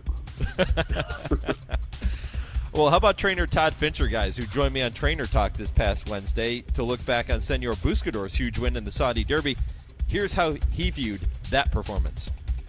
It was total vindication for the horse. We've always known how good he is, and we, you know, after we've competed in some of the best races in the world and seen what happened and all the excuses that we had to make for him, you know, and not getting beat very far, and it was total vindication for the horse. You know, people, you know, everybody's got an excuse when you get beat, and we're tired of making excuses for them, you know. Nobody really wants to hear your excuses either. So it was total vindication that he's proved that he's the best, that, you know, he can run with these horses, and he's right there at the top. I am 100% picking up what Todd Fincher is laying down in that comment. Is he right or wrong to view that win as vindication? What do you think? Right or wrong? Dale, what do you think? I don't think he needs to vindicate himself. I think everybody knows the horse is a great horse. He's run consistent, run well every time, and you can see Ed had some trouble trips. But yeah, that race put him at the top of the leaderboard for older horses right now. I'm sure he'll go on and run well in Dubai. You know, I think that he vindicated himself. Yeah, Senor Buscador has been knocking at the door. I mean, this was his first. The Saudi race was the first grade Group 1 that he's had in his career in his 6th try. The second in the Pegasus, losing by a nose to National Treasure. He was second in the Cigar Mile, third in the Awesome again. I mean, this horse is a very good horse, but he never had that one victory to justify his ranking. And I mean, and now he is number 1 because he got that big win. He's always a hard knocking horse. It's not like he came out of the clouds. He was a good horse, and you know, that's something that you know, we'll see what he does in his next try across the big pond. Tim, were you more impressed with Senor Buscador or more disappointed in the effort from White Barrio? Well, you know, I was not sold on White Barrio in this spot. I was more impressed with Senor Buscador because, you know, he had that tough luck loss in the Pegasus, and you know these are the mom and pop connections. I mean, this isn't a big time outfit here. I mean, it's great to see them, you know, come and seize the national stage like they did. So, you know, yeah, I never thought White Barrio was going to win that race, but I was all in on Senor Buscador. I liked him. Well, I would highly recommend that folks head back over to our website at horseracingradio.net and listen to that hour-long conversation with Todd Fincher, because he was tremendous. He told some great stories about Senor Buscador and some of his other horses that he's been around over the years. It was a wonderful visit, and I appreciate him taking the time to do that. All right, one more topic to get to before Dale and Tim make their final point of the week. The NCAA men's basketball tournament, otherwise known as March Madness, begins this week. Horse racing's March Madness is going to get underway next Saturday with the Louisiana Derby and the Jeff Ruby Stakes, followed by the UAE Derby, Florida Derby, and Arkansas Derby, all coming up on March 30th. Assuming we are filling out a Kentucky Derby bracket, guys, give me your Final Four and your national champion predictions. I know we're still 49 days away from the Derby, but which 4 horses will finish 1, 2, 3, 4 in the Kentucky Derby, and which of those will walk away with the garland of roses? Timmy, you want this one first? Sure. I'm going to call this bracketology. These are the, kind of like when they're making their, before the selection Sunday, they're making, there's so many people that do their own brackets, and half the time they're wrong. I'll probably be wrong here. But these are the horses that I think today, my Final Four, in no particular order right now, the Final Four, I have Fierceness. I think he's going to rebound from the Holy Bull. Timberlake, for Brad Cox, won the Rebel in his first start. Sierra Leone from Chad Brown. I really liked his late kick in the Risen Star. And, I'm going to put Hades, the Holy Bull winner, in there right now for my fourth. We'll see what we'll see what they do moving on. But if the Derby was tomorrow, these would be my 4. And if to say one was going to win it, I'm going to say Chad Brown's going to win it with Sierra Leone. I like it. Dale, how about you? Okay, I'm going to go Sierra Leone, Conquest Warrior, Timberlake, and Deterministic. Would be my 4. Okay. And I want to say Sugar McGahee upsets the apple cart and wins the second Kentucky Derby. Wouldn't that be cool? It's going to be really interesting to see how these predictions, this Final Four, holds up when we get to Churchill Downs 40, and to see how many of those horses actually make it to the starting gate. Let's hope all of them do, but a lot can change over the next 7 weeks. I'm going to take – I'm with you guys on Sierra Leone. I do like Timberlake. Fierceness, Timmy, I agree with you. I think he does rebound in his next start. And then I'm going to throw Mystic Dan in there for Kenny McPeak and look for a big late run from him to get into the top 4. And if I have to settle on one, probably looking at – I'll go with you, Timmy. Probably looking at Sierra Leone right now as my top pick. Nice. Yeah. Like that, eating a lot of chalk, you guys. Listen. And I put Deterministic in there with a caveat that he runs in a prep race. If he does not, I'm going to throw my friend Danny Gargan in there. What would you rather have, a short price or a long face? Good point. Hey, favorites have been winning the Derby lately, right? Yeah. I mean, I don't know if his Sierra Leone style is conducive to the Derby, but he looked awful impressive in his. Chad's going to win one sooner or later, so could be this Timberlake year. Looked good too. I was close to picking Timberlake on top, but I think he's a really nice horse too. Yeah, I like Dakota Shugs though. The last 2 races, the maiden allowance race is pretty impressive, and I know Shug really likes him too. And if he runs big in the Florida Derby, if he wins the Florida Derby, he goes in as one of the favorites. Mm-hmm. Yes, he does. Yep. Yeah, he does.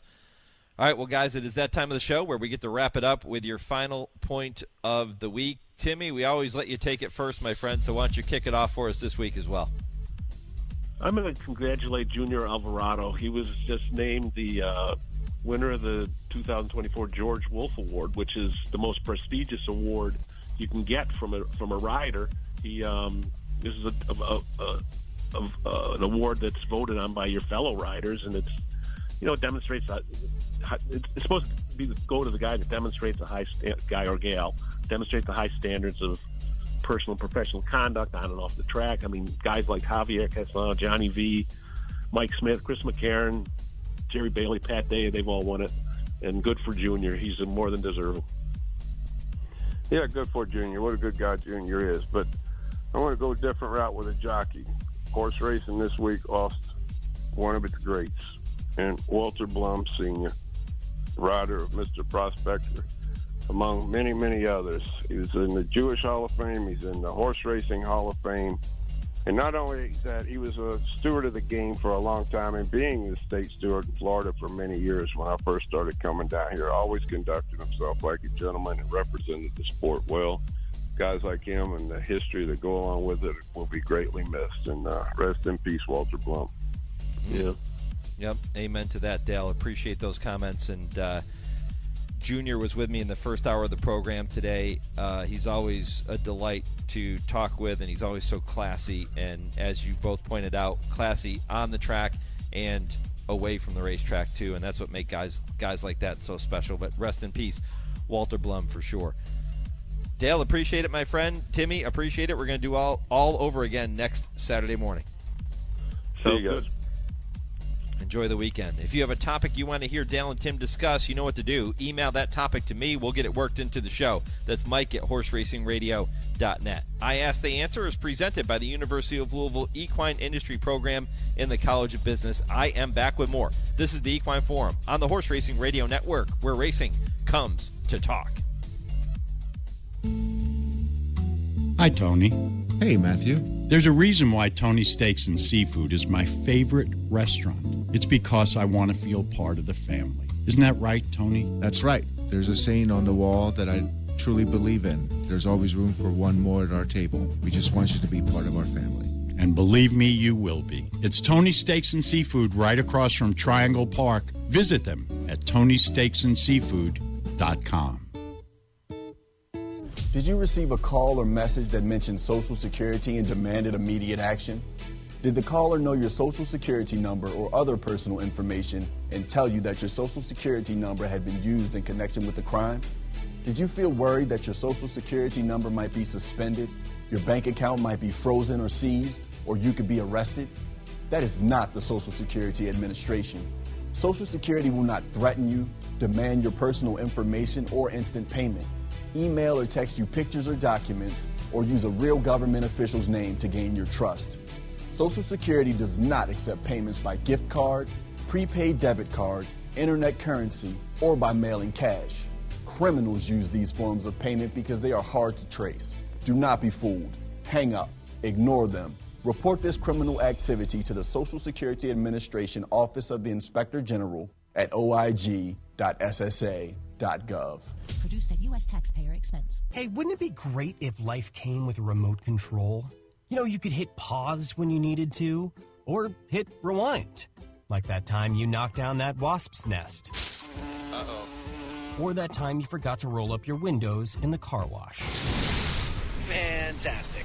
Yeah, a remote control would have come in handy then. Well, life doesn't always give you time to change the outcome. But prediabetes does. With early diagnosis and a few healthy changes like managing your weight, getting active, stopping smoking, and eating healthier, you can stop prediabetes before it leads to type 2 diabetes. It's easy to learn your risk. Take the 1-minute test today at doihaveprediabetes.org. Life doesn't come with a remote control. Yikes! So you're on your own with the wasps. You have the power to take control of prediabetes. Visit doihaveprediabetes.org today. That's doihaveprediabetes.org. Brought to you by the Ad Council and its Prediabetes Awareness Partners. Hi, this is jockey Brian Hernandez. For me, there's no bigger thrill than crossing the finish line in front, and nobody captures the excitement of our sport like Horse Racing Radio Network. Each week, HRRN brings you exclusive talk shows, podcasts, and in-depth conversations with the biggest names in racing, jockeys, trainers, owners, and more. Plus, HRRN is committed to helping disabled riders through their support of the PDJF. So climb aboard a winner today by visiting horseracingradio.net. You're listening to the Equine Forum on HRRN, presented by TwinSpires. It's Pass Catcher, the leader. Then Canyon Earl, the second. Jim French is on the rail. And on the outside, Bold Reason. They're going to hit the finish. Pass Catcher. Jim French is making up ground. He's moving fast. But at the wire, Pass Catcher is the winner. He is the winner. And on the inside, Jim French is second. Then they cross the wire close with Bold Reason and Canyon Earl the second. That's the way it was. A tiring horse, but Jim French could not get up today. A photograph has been posted for the win, so it's very, very close. Well, you just heard Dale Romans remember the late jockey Walter Blum, who passed away on Thursday at the age of 89. That was Chick Anderson with the call of the 1971 Belmont Stakes, a race won by Walter Blum, one of his 4,382 career victories. That win was the lone victory in a Triple Crown race in that stellar career of Walter Blum. It denied Canonero second the chance at a Triple Crown that year. Of course, Blum went on to be inducted into the National Hall of Fame in 1987. So rest in peace, Walter Blum, certainly. Want to remind you that St. Patrick's Day is approaching, and it is definitely your lucky day. You're going to save $13 on a Blood Horse magazine print or digital subscription if you go to bloodhorse.com/lucky. That is bloodhorse.com/lucky. Blood Horse, the thoroughbred racing and breeding industry's premier publication, now for more than 100 years. Yeah, some good stuff there from Dale and Tim, and it's really hard to pinpoint 4 horses at this point in the year because, let's face it, we don't know the field, right? When you're filling out your brackets for the March Madness, you know the teams that are going to be in there when you're picking your Final Four. We don't know at this point who those 20 horses are going to be in the Kentucky Derby field. That's what makes it such a challenge. We'll see how the three of us come out in 49 days. Hard to believe, right around the corner. My thanks to all of our guests for making this show possible here this morning, including Dale and Tim, Kurt Becker for his Stroll Through Racing History, James Scully for the Triple Play, and Jockey Junior Alvarado. My thanks to our producers, Lee Delapina and Kim Price in our Lexington studios, and to Chauncey for handling all the social media. I'm Mike Penna. Thanks for listening to this edition of the Equine Forum. Let Russ cook. Go Steelers.